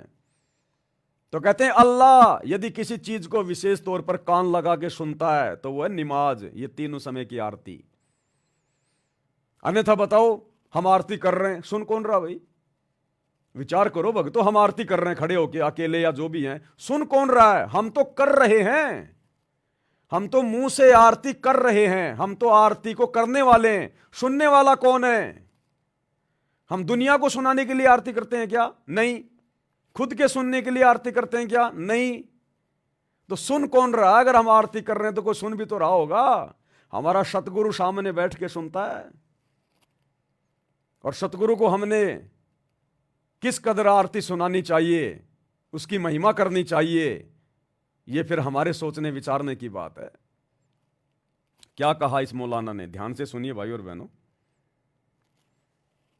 हुजूर फरमाते हैं कि जिस तरह कान लगाकर अल्लाह कुरान को सुनता है, किसी चीज को नहीं सुनता। हमें नजर नहीं आता ना, हमें मालूम नहीं, हम कुरान पढ़ रहे हैं तो सुनने वाला कौन है? सबसे ज्यादा कान लगाकर खुद अल्लाह। हुजूर फरमाते हैं कि जिस तरह कान लगाकर अल्लाह कुरान को सुनता है, किसी चीज को नहीं सुनता। हमें नजर नहीं आता ना, हमें मालूम नहीं, हम कुरान पढ़ रहे हैं तो सुनने वाला कौन है? सबसे ज्यादा कान लगाकर खुद अल्लाह। यहां इसलिए मुझे याद आया कि अबू मूसा अशअरी को क्या पता था कि कौन सुन रहा है। वो अपनी कैफियत में नमाज में तहज्जुद में कुरान की तिलावत कर रहे थे, और जाहिर बात है उनके घर एकड़ों में बने हुए नहीं थे, एक एक कमरा, एक एक कोई हुजरा, ऐसे तो घर थे ना साहबा के। लिहाजा हुजूर पास से गुजरे, आवाज आई, काफी देर सुनते रहे। उसके बाद आप तशरीफ ले गए, सुबह फजर में मुलाकात हुई। वो शुरू की 2 लाइनें बस हमारे लिए वही महत्वपूर्ण है, वही इंपॉर्टेंट है कि अगर नमाज को, अगर नित्य नियम को अगर कोई सबसे ज्यादा कान लगा के ध्यान से सुनता है तो केवल अल्लाह सुनता है, अल्लाह कबीर सतगुरु रामपाल जी। अन्यथा फिर सुन कौन रहा है? हम तो करने वाले हैं। भगत तो आरती करता है। क्या कोई भगत किसी को ये बोलता है चलो भगत जी आरती सुनते हैं? बोलता है कोई? अगर बोलता है तो सबसे बड़ा मूर्ख है। हर भगत ये कहेगा चलो भगत जी आरती का समय हो गया। आरती करते हैं, ना कि आरती सुनते हैं। जब भगत आरती कर रहा है तो फिर कोई सुन भी तो रहा होगा। हम दुनिया को सुनाने के लिए नहीं कर रहे। तो सुनने वाला कौन? हमारा सतगुरु। तो सतगुरु यदि सामने बैठ के आरती सुन रहा है और वो समर्थ है, अनंत कोटि कलाओं का स्वामी है, हर भगत के पास हर एक रूप बना के पहुंच जाता है, और सतसेवकों के तो घरों में बैठा रहता है 24 घंटे अपने परमानेंट एक रूप में। तो आरती हमने फिर कितने भाव से करनी चाहिए, कितनी श्रद्धा से करनी चाहिए। बिल्कुल मीठा बोल बोल के कोयल की तरह, जल्दबाजी नहीं। पहले वो काम कर लो जो जल्दबाजी का है, उस काम को निपटा के फिर करो ना आरती आराम से। तो कहते हैं अगर अल्लाह अगर किसी चीज को सबसे ज्यादा कान लगा के सुनता है तो केवल ये नमाज, ये आरती। अन्यथा बता दो हम आरती कर रहे हैं, फिर सुन कौन रहा है? इसलिए तो परमात्मा कहते हैं अमृत भोजन मारे सतगुरु जी में, और शब्द दूध की खीर। ये भेड़ बकरी गाय भैंस इनके दूध की खीर नहीं खाता वो अल्लाह। कबीर भगवान सतगुरु रामपाल जी अपने भक्तों की शब्द रूपी खीर खाता है। जब हम भगत भाई बहन अपने गुरु जी को भोग लगाते हैं तो परमात्मा उस भोजन पे तो खाली आशीर्वाद देता है कि ये शुद्ध हो गया बेटा, प्रसाद बन गया, खा, तेरे अच्छे कर्म बनेंगे। परमात्मा तो वो शब्द रूपी खीर खा रहा है जो हम गुरु जी को भोग लगाते समय उनकी महिमा कर रहे हैं। आज लग गया साहिब को भोग दीन के टुकड़े पानी का, वो शब्द खा रहा है गुरु जी। तुमने कितना अच्छा भोजन बनाया, कितनी बढ़िया सब्जी बनाई, गुरु उसको नहीं देखता। गुरु ये देखेगा तू कितनी सच्ची श्रद्धा से, तू कितने सच्चे भाव से ये भोग की आरती कर रहा है। गुरु तो अपने भक्तों के शब्दों को ग्रहण करता है। वो शब्द रूपी खीर खा रहा है गुरु जी। हम विनती करते जी गुरु जी थारे आगे, साहिब थारे आगे। वो खीर खाना चाहता है गुरु। साधु भूखा भाव का, धन का भूखा नहीं। साधु खीर का भूखा नहीं है, भंडारे का भूखा नहीं है। अरे जो तीनों लोकों में सबको खिला रहा है उसको हम क्या खिला सकते हैं? वो हमारे भाव खाएगा। साधु भूखा भाव का। तो हमारा एकमात्र टारगेट अब केवल यही हो जाना चाहिए भाई और बहनों, तन मन धन से। और उसके बाद फिर परमात्मा कमी किस चीज की छोड़ेगा, हमें भरोसे किस चीज के रहने देगा। आज जो काम हम 12 घंटे करके परिवार का पेट पाल रहे हैं, परमात्मा 6 घंटे में करवा देगा। 6 घंटे में अगर हमने भक्ति को ज्यादा समय दिया तो, भक्ति को ज्यादा महत्व दिया तो, ये वो समर्थ अल्लाह धरती पे प्रकट है। अरे ये मुसलमान, मौलाना, मुफ्ती, आम समाज, चारों धर्मों के लोग इनको तो पता भी नहीं अल्लाह कौन है, भगवान कौन है, कैसा है, कहां रहता है, कैसा दिखाई देता है। और जब ये लोग भी इस प्रकार से डर के अपनी भक्ति कर रहे हैं, तो आप और हमारे तो घर में अल्लाह बैठा हुआ है, हमारे तो घट में अल्लाह बैठा हुआ है, हमें तो पता है अल्लाह कौन है, हम तो डायरेक्ट उसकी शरण में हैं, हमारा तो उससे कनेक्शन जुड़ा हुआ है। फिर हम क्यों नहीं डर रहे? हम उस भाव से उसको प्रसन्न क्यों नहीं करना चाहते? इसलिए हमने अब विचार करना पड़ेगा, इन बातों पे गौर करना पड़ेगा। और इस श्रद्धा से अब हमने अपनी भक्ति को प्रथम महत्व देना पड़ेगा, प्रथम महत्व। तब जाकर ये अल्लाह, ये सतगुरु प्रसन्न होगा। एक बार फिर से सुन लो। हुजूर फरमाते हैं कि जिस तरह कान लगाकर अल्लाह कुरान को सुनता है, किसी चीज को नहीं सुनता। हमें नजर नहीं आता ना, हमें मालूम नहीं, हम कुरान पढ़ रहे हैं तो सुनने वाला कौन है? सबसे ज्यादा कान लगाकर खुद अल्लाह। हुजूर फरमाते हैं कि जिस तरह कान लगाकर अल्लाह कुरान को सुनता है, किसी चीज को नहीं सुनता। हमें नजर नहीं आता ना, हमें मालूम नहीं, हम कुरान पढ़ रहे हैं तो सुनने वाला कौन है? सबसे ज्यादा कान लगाकर खुद अल्लाह। तो भाई और बहनों, हमने शिक्षा लेनी है, चाहे वो कहीं से भी मिल जाए, किसी से भी मिल जाए, क्योंकि आज हमें पता कि अल्लाह कौन है और असली कुरान क्या है, असली बंदगी क्या है, असली भक्ति क्या है। तब जाकर हमारी बात बनेगी भाई और बहनों। क्योंकि हम बिल्कुल उस मोड़ पे खड़े हैं, इस मोड़ पे यदि जरा सी भी गलती आप और हमारे से अगर बन गई, किसी भी प्रकार की बात नहीं बन पाएगी। और अब हमने किसी के भी आगे हाथ फैलाना बिल्कुल छोड़ देना चाहिए। वैसे तो सभी सत्सेवक भाई बहन आज से लगभग 7-8 महीने पहले ही संकल्प ले चुके हैं। परमात्मा ने प्रेरणा करके दास से एक वीडियो बनवाया था कि हम सत्सेवक भाई बहन जो अपने अल्लाह को पहचान चुके हैं, अपने गुरु को पहचान चुके हैं, हम एकेश्वरवाद पे हैं, एक ईश्वर की भक्ति करते हैं, सतगुरु की, इस कबीर की। अब हमने दुनिया के आगे हाथ नहीं फैलाने, अब हमने किसी से उधार मदद नहीं मांगनी, विशेषकर अनाज की और ये पैसों की। अब वैसे आड़ोसी पाड़ोसी को अगर कोई सीडी की जरूरत पड़ गई, किसी और चीज़ की जरूरत पड़ गई, तो ले सकते हैं, दे सकते हैं, वो बात अलग है। लेकिन हमने अनाज के लिए और पैसों के लिए अपने अल्लाह के सिवा, अपने गुरु के सिवा हमने किसी के आगे हाथ नहीं फैलाने, न रिश्तेदारों के आगे। अगर मदद कोई करना चाहता है तो भगत भाई बहन एक दूसरे की मदद कर सकते हैं, हमने जगत के आगे हाथ नहीं फैलाना बिल्कुल भी। नहीं तो हमारा भगवान, हमारा अल्लाह नाराज हो जाएगा कि तेरे को दुनिया की सबसे कीमती चीज मिल गई, तेरे को दुनिया का सबसे बड़ा सेठ, जगत सेठ मिल गया, और तू जगत सेठ का बच्चा होके ढंग से भक्ति ना करके तो दुनिया के आगे हाथ फैला रहा है। देना 5,000 रुपये, देना 10,000 रुपये, देना ये देना वो देना। तो दुनिया का भिखारी है या तू अपने गुरु का भिखारी है?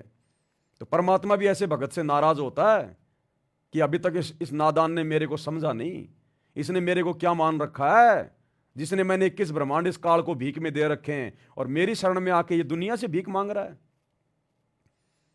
अरे दुनिया से भीख मांगने का मतलब है काल के आगे हाथ फैलाना, क्योंकि वो काल के तो पुजारी हैं दुनिया वाले। आज हम भगत भाई बहनों को कोई कहे कि लो जी ये सामने शंकर भगवान का मंदिर है, ये विष्णु जी का मंदिर है, कुछ मांग लो इससे, कुछ पैसे टंगे मांग लो, कोई भाई बहन मांगेगा क्या? अरे नहीं नहीं नहीं, हम नहीं मांगते इन देवी देवताओं से। तो देवी देवताओं के पुजारियों से क्यों मांग रहे हो फिर? वो तो और भी नीच काम है, घटिया काम है। इससे अच्छा तो फिर देवी देवताओं से मांग लो। तो देवी देवताओं से मांग लो, चाहे देवी देवताओं की पूजा करने वाले उनके पुजारियों से मांग लो, जगत वालों से मांग लो, रिश्तेदारों से मांग लो, बात एक ही है। तुमने उन्हीं के आगे हाथ फैला दिए, ब्रह्मा विष्णु महेश के आगे, देवी देवताओं के आगे। तो सतगुरु इससे नाराज होता है। भिखारी बनो तो अपने गुरु जी के। अरे अगर तू भक्ति कर रहा है, मर्यादा में है, तेरा गुरु तेरे को भूखा मरना देगा? किसी चीज के भरोसे रहने देगा क्या? नेवर, कभी नहीं। जिसने हमारे को जुबान से करने के लिए भोजन दे दिए, क्या उस जुबान को यह परमात्मा भोजन के भरोसे रहने देगा क्या? क्या भगत को भूखा मरने देगा क्या? बार बार गुरुदेव सत्संग में कहते हैं, बच्चों तुम्हारी आवश्यकता से पहले वो जायज वस्तु तुम्हारे घर में लाके तुम्हारा गुरु रख देगा। अगर तुम नेक नीति से भक्ति अगर कर रहे हो, तो मर्यादा में रह के भक्ति कर रहे हो, तो कमी आप और हमारी है जो हम दुनिया के आगे हाथ फैलाते रहते हैं, काल के आगे। एक छोटा सा ऐसा ही वीडियो मेरे को मिला, उसने मुझे बड़ा प्रभावित किया। देखो, जब भगत की श्रद्धा सच्ची हो जाती है ना, जब उसके मन से विषय विकार परमात्मा दूर कर देता है, तो फिर यूट्यूब पर फिर फालतू के वीडियो नहीं आते उसके सामने वीडियो भी फिर अच्छे ही आएंगे, क्योंकि जैसी सोच होगी फिर वैसा ही उसके सामने मटेरियल आएगा। तो ऐसे कोई व्यक्ति ऐसे किसी मुसलमान भाई से कोई मजाक कर रहा है, कोई बूढ़ा व्यक्ति है, वो कह रहा है कुछ मांग ले, कुछ नरेंद्र मोदी से कुछ मांग ले, अमित शाह से कुछ मांग ले। अरे ना ना ना, कुछ नहीं है। अरे नरेंद्र मोदी कौन? कौन नरेंद्र मोदी?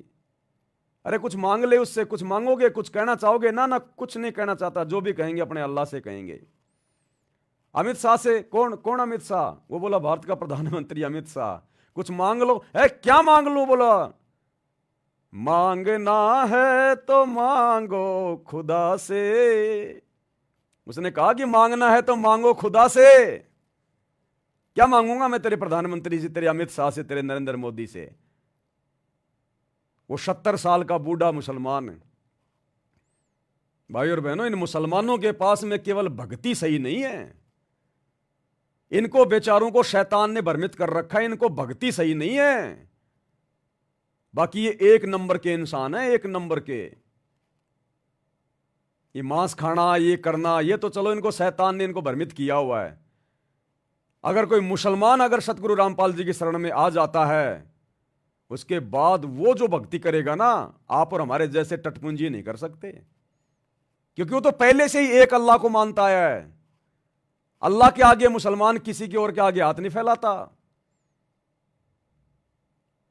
हालांकि वर्तमान में बेचारों को सच्ची इबादत का ज्ञान नहीं है, अल्लाह का ज्ञान नहीं है, लेकिन जिस पंथ से वो जुड़े हुए हैं और हजरत मोहम्मद ने उनको जो शिक्षा दी है, उस आधार से वो केवल ये सोचते हैं कि हम एक अल्लाह की भक्ति करेंगे और किसी की नहीं करेंगे। भले वो शैतान की कर रहे हैं वर्तमान में अल्लाह मान के, लेकिन हमने तो शिक्षा लेनी है, चाहे कोई जी भी हो। जब ये जगत का आदमी, शैतान की पूजा करने वाला आदमी, जिसको अल्लाह का कोई अता पता भी नहीं पता, और इसको जब ऑफर दिया जा रहा है, ये दुनिया तो 5-5 किलो आटा मांगती फिरती है, राशन का आटा खा रही है, गेहूं खा रही है।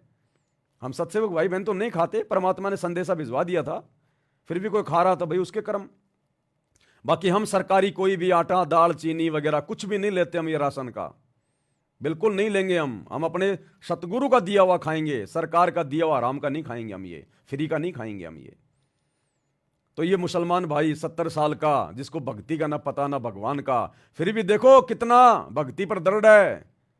इसको बार बार कहा जा रहा है कुछ मांग ले मोदी से, कुछ मांग ले। यहां लोग सरपंच के पैर पड़ जाते हैं। और क्या कह रहा है? शिक्षा लेनी चाहिए कि मांगना है तो मांगो खुदा से। क्या दे देगा तेरा नरेंद्र, क्या दे देगा तेरा अमित शाह? क्या कह रहा है?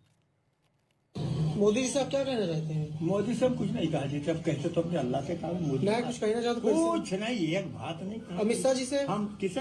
अमित शाह जी से? अमित शाह क्या है? अमित शाह मतलब प्रधानमंत्री। प्रधानमंत्री हो अमित शाह, प्रधानमंत्री के अल्लाह को पता साकेदारी है। क्या करिए हम? क्या कहना चाहते हैं? हमारे पास बनाए बिगाड़। फिर मोदी जी से क्या कहना चाहते हम हैं? मोदी से कुछ नहीं कहा चाहिए। हम कहा तो अल्लाह के नबी से कब मानिएगा? तो योगी जी से, प्रधानमंत्री जी से? कोई से नहीं, ना भी ना मोदी साल योगी जी से कुछ कह कुछ नहीं कहा। अपने बारे में कुछ मांग सकते हो? कहा मांगी? अरे कुछ भी मांग सकते हैं। मांगना है तो मांगो खुदा से, देने वाला वो सच्चा नबी। अब देखो, खुदा पर हमारे सामने बैठा, हमारे घर में बैठा, हमारा गुरु खुदा है। चिल्ला चिल्ला के कह रहे हैं अपन। प्रमाणित कर दिया दुनिया के सभी धर्म ग्रंथों ने। और जो सुख इन्होंने दे दिए, जो ठाट बाट इन्होंने कर दिए भक्तों के, मौत के मुंह से निकाल दिया, डॉक्टर ने जवाब दे रखा था। और जो आत्मिक खुशी आनंद इस अल्लाह की भक्ति में, दुनिया के किसी अल्लाह की भक्ति में नहीं। आज आप और हमारे घर में अल्लाह बैठा, हम अल्लाह की शरण में, और फिर भी हम 2 कोड़ी के दुनिया के इंसानों के आगे हाथ फैलाते फिर रहे हैं, उधार मांगते फिर रहे हैं। आज भी जगत सेठ के बच्चे होकर तो डूब के मरने की बात है भगत के लिए। शिक्षा लेनी चाहिए इस मुसलमान भाई से। कह रहा मांगूंगा तो अपने अल्लाह से, अपने नबी से, जो अल्लाह के द्वारा भेजा गया होता है, और किसी के से नहीं मांगूंगा। भाई और बहनों, ये विचार करने की। हालांकि ये बेचारा रोड पे सारा दिन ये भीख मांगता है, वो बात अलग है, क्योंकि ज्ञान नहीं है ना। ये भिखारी आदमी है, रोड पे खड़ा होके सारा दिन भीख मांगता है, लेकिन जब बात आई मांगने की प्रधानमंत्री से, इनसे, तो वहां पर इसने कह दिया कि अपने अल्लाह से मांगूंगा, अपने नबी से मांगूंगा। क्या दे देगा तेरा ये नरेंद्र फरेंद्र वगैरह। तो शिक्षा हम भक्तों ने लेनी चाहिए। हम भक्तों ने कुछ वीडियो परमात्मा बनवाता है अपने भक्तों को दृढ़ता देने के लिए। एक बार फिर से सुन लो। मोदी जी से आप क्या कहना चाहते हैं? मोदी से हम कुछ नहीं कहा जी, जब कहते तो अपने अल्लाह से कहा। मोदी नया कुछ कहना चाहते हो? कुछ नहीं, एक बात नहीं कहा। अमित शाह जी से? हम किसे? अमित शाह जी से? अमित शाह क्या है? अमित शाह मतलब प्रधानमंत्री। प्रधानमंत्री हुए अमित शाह, प्रधानमंत्री के नीचे कुमार हुए। अल्लाह को पता साकेदारी है, क्या करिए हम? क्या कहना चाहते हैं? हमारे पास बनाए बिगाड़ फिर मोदी जी से क्या कहना हम चाहते हैं? मोदी से कुछ नहीं कहा चाहिए। हम कहा तो अल्लाह के नबी से कब मानिएगा? तो योगी जी से, प्रधानमंत्री जी से? कोई से नहीं, नाबी ना मोदी साल नहीं करेगा। योगी जी से कुछ कह कुछ नहीं कहा। अपने बारे में कुछ मांग सकते हो? क्या मांगी? अरे कुछ भी मांग सकते हैं। मांगे मांगना है तो मांगो खुदा से, देने वाला वो सच्चा नबी। तो डूब के मर जाना चाहिए उन भक्तों को जो सच्चे अल्लाह सतगुरु रामपाल जी की शरण में आकर भी और अपने रिश्तेदारों से, आड़ोसियों पाड़ोसियों से जो मांगते रहते हैं। क्या जरूरत है तुम्हें मांगने की? क्या करना है? फालतू की नोटंकी करनी है क्या? तुम्हारे खर्चे क्या हैं? कुछ खर्चा नहीं है भगत का, और फालतू के खर्चों में पड़ा हुआ है तो फिर दुनिया का भिखारी बना रहे। वरना जो भक्ति तुझे दे दी, जो तेरे खर्चे परमात्मा ने समाप्त करवा दिए, तेरा तो बिल्कुल 5 घंटे के काम में तेरा परिवार चले, बहुत अच्छा। 5 घंटे के काम में, और फिर भी दुनिया का आगे हाथ फैलाएंगे तो फिर हम भगत नहीं है। फिर ये हमारी भिखारी वाली आदत फिर अंत तक यूं ही बनी रहेगी, और भिखारी के लोक में रहना पड़ेगा फिर हमें, इस काल भिखारी के लोक में। ये भिखारियों का सरदार है, इसने भीख मांगी है तप करके 21 ब्रह्मांड। तो अब हम सच्चे सतगुरु की शरण में आ गए, जगत सेठ की शरण में आ गए हैं। तो भाई और बहनों, अब हमने ये गलतियां नहीं करनी है बिल्कुल भी। तो कुछ एक ये बातें थी जो आप भाई बहनों तक परमात्मा ने संदेशा भिजवाना था, दास को प्रेरणा की। तो दास मालिक की सेवा बजाने के लिए आ गया। उनका नौकर हूं, उनका कुत्ता हूं, गुलाम हूं, पाजी हूं। जैसी वो प्रेरणा करते रहेंगे आप लोगों को बताता रहूंगा। मैं अपनी सेवा में गफलत करूंगा नहीं। कोई स्वीकार करे ना करे, कल को हिसाब परमात्मा को देना है। मालिक कह देगा बेटा मैंने तो देख सूचना दे दी थी, मैंने तो सूचना पहुंचा दी थी, अब ये तेरे ऊपर बेटा, तूने माना कि नहीं माना, ये तेरे ऊपर। गुरुदेव ने बताया एक समय एक व्यक्ति था, भगवान पे बहुत विश्वास करता था, और उसका मानना था कि कण कण में भगवान है, कण कण में भगवान है, सब में भगवान है। एक समय बाजार में जा रहा था, सामने से एक हाथी आ रहा था, हाथी पे महावत बैठा था। हाथी जो है वो डगमग हो गया, गुस्से में हो गया, लोगों को सूंड मारता हुआ आ रहा है।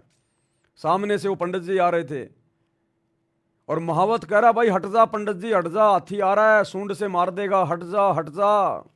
पंडित जी बोला नहीं नहीं, कण कण में भगवान है, कण कण में भगवान है, हाथी में भी तो भगवान है, मुझे कैसे मारेगा?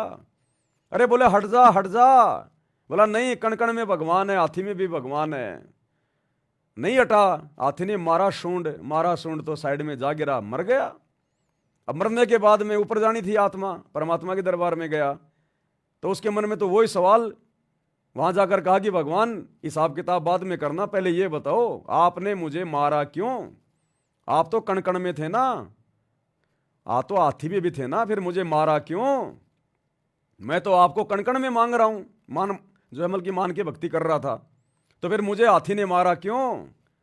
उस भगवान ने कहा रे नालायक, तू कण कण में भगवान मान रहा है, तो तूने महावत की बात क्यों नहीं मानी? वो महावत भी तो चिल्ला रहा था, उसमें भी तो भगवान था, उस महावत के अंदर से भी तो भगवान ही बोल रहा था कि हट जा हट जा। तो तूने ये क्यों नहीं सोचा कि जब हाथी में भगवान है तो महावत में भी तो भगवान होगा? तो तू तो केवल अपनी सुविधा के अनुसार मानता है जो तुझे माननी है। तो इस प्रकार से भाई और बहनों, परमात्मा ने देखो जो संदेशा पहुंचाना था, दास को निमित्त बना के पहुंचा दिया। मेरी भी इसमें सेवा लग रही है। अब जो बातें ज्ञान आधार से हैं, आपकी आत्मा स्वीकार करे, वो बातें आप लोग स्वीकार कर लीजिएगा। अन्यथा कल को फिर भाई परमात्मा दोषी नहीं रहता। परमात्मा कह देगा बेटा देख, मैं हर एक के पास जाके तो समझाता नहीं, मेरी भी कुछ मर्यादा है, कुछ नियम है। ज्ञान तुम्हारे को मैंने दे दिया था, मेरे ज्ञान को सामने रख के सामने वाले की बातों को तोल लेते कि ये बंदा जो कह रहा है वो वही बात सही है या गलत है, माननी है कि नहीं माननी है। बस 2 टके की बात थी। हर बात को अल्लाह थोड़ी आके कहेगा सामने, परमात्मा थोड़ी कहेगा आके सामने। हम जैसे कुत्तों की सेवा लगा देता है परमात्मा। तो मानना ना मानना, इन तमाम बातों को जो परमेश्वर ने संदेशा आप भाई बहनों तक भिजवाया है, ये आपके अपने संस्कार पर निर्भर करता है, आपके अपने ज्ञान आधार और बुद्धि विवेक पर निर्भर करता है। मेरी बातें मानने के लिए कोई भी बाध्य ना हो, ना मैं किसी को बाध्य करता, ना मैं किसी को बाध्य करके डरा धमका के परमात्मा का दोषी बन सकता। मेरा काम है संदेशा देना। मेरा संदेशा ज्ञान के विरुद्ध भी हो सकता है, क्योंकि मैं एक जीव हूं 2 कोटि का, और मेरा संदेशा सतगुरु के ज्ञान के अनुसार भी हो सकता है। लेकिन आप भगत भाई बहनों की जिम्मेदारी बनती है कि आप सबसे पहले उस बात को, उस ज्ञान को, चाहे कोई भी भाई बहन सुनाए, अपने गुरुदेव के तत्व ज्ञान को बीच में रख के, उस तत्व ज्ञान की रोशनी में चेक करके कि ये सही है या गलत है, क्या मानना है क्या नहीं मानना है, उसके बाद ही अपना निर्णय लें। मुझदास की प्रत्येक बात को आंख बंद करके फॉलो ना करें, अन्यथा परमात्मा के दोषी बनोगे। तो आज के वीडियो में भाई और बहनों हम केवल इतना ही लेंगे। परमात्मा हम सबको आशीर्वाद दे, सद्बुद्धि दे, और रात्रि 8 बजे सभी भाई बहन मुसलमान नहीं समझे ज्ञान कुरान, इस पुस्तक के ऊपर जो वीडियो बन रहे हैं, हम भगत भाई बहनों के लिए भी बहुत गहरी गहरी शिक्षाएं हैं, उसमें भी जुड़िए और वीडियो को ज़्यादा से ज़्यादा शेयर कीजिए। बंदी छोड़ सतगुरु रामपाल जी भगवान की जय हो। भाई जो गुरु बचन पे डट गए, कट गए फंद 84।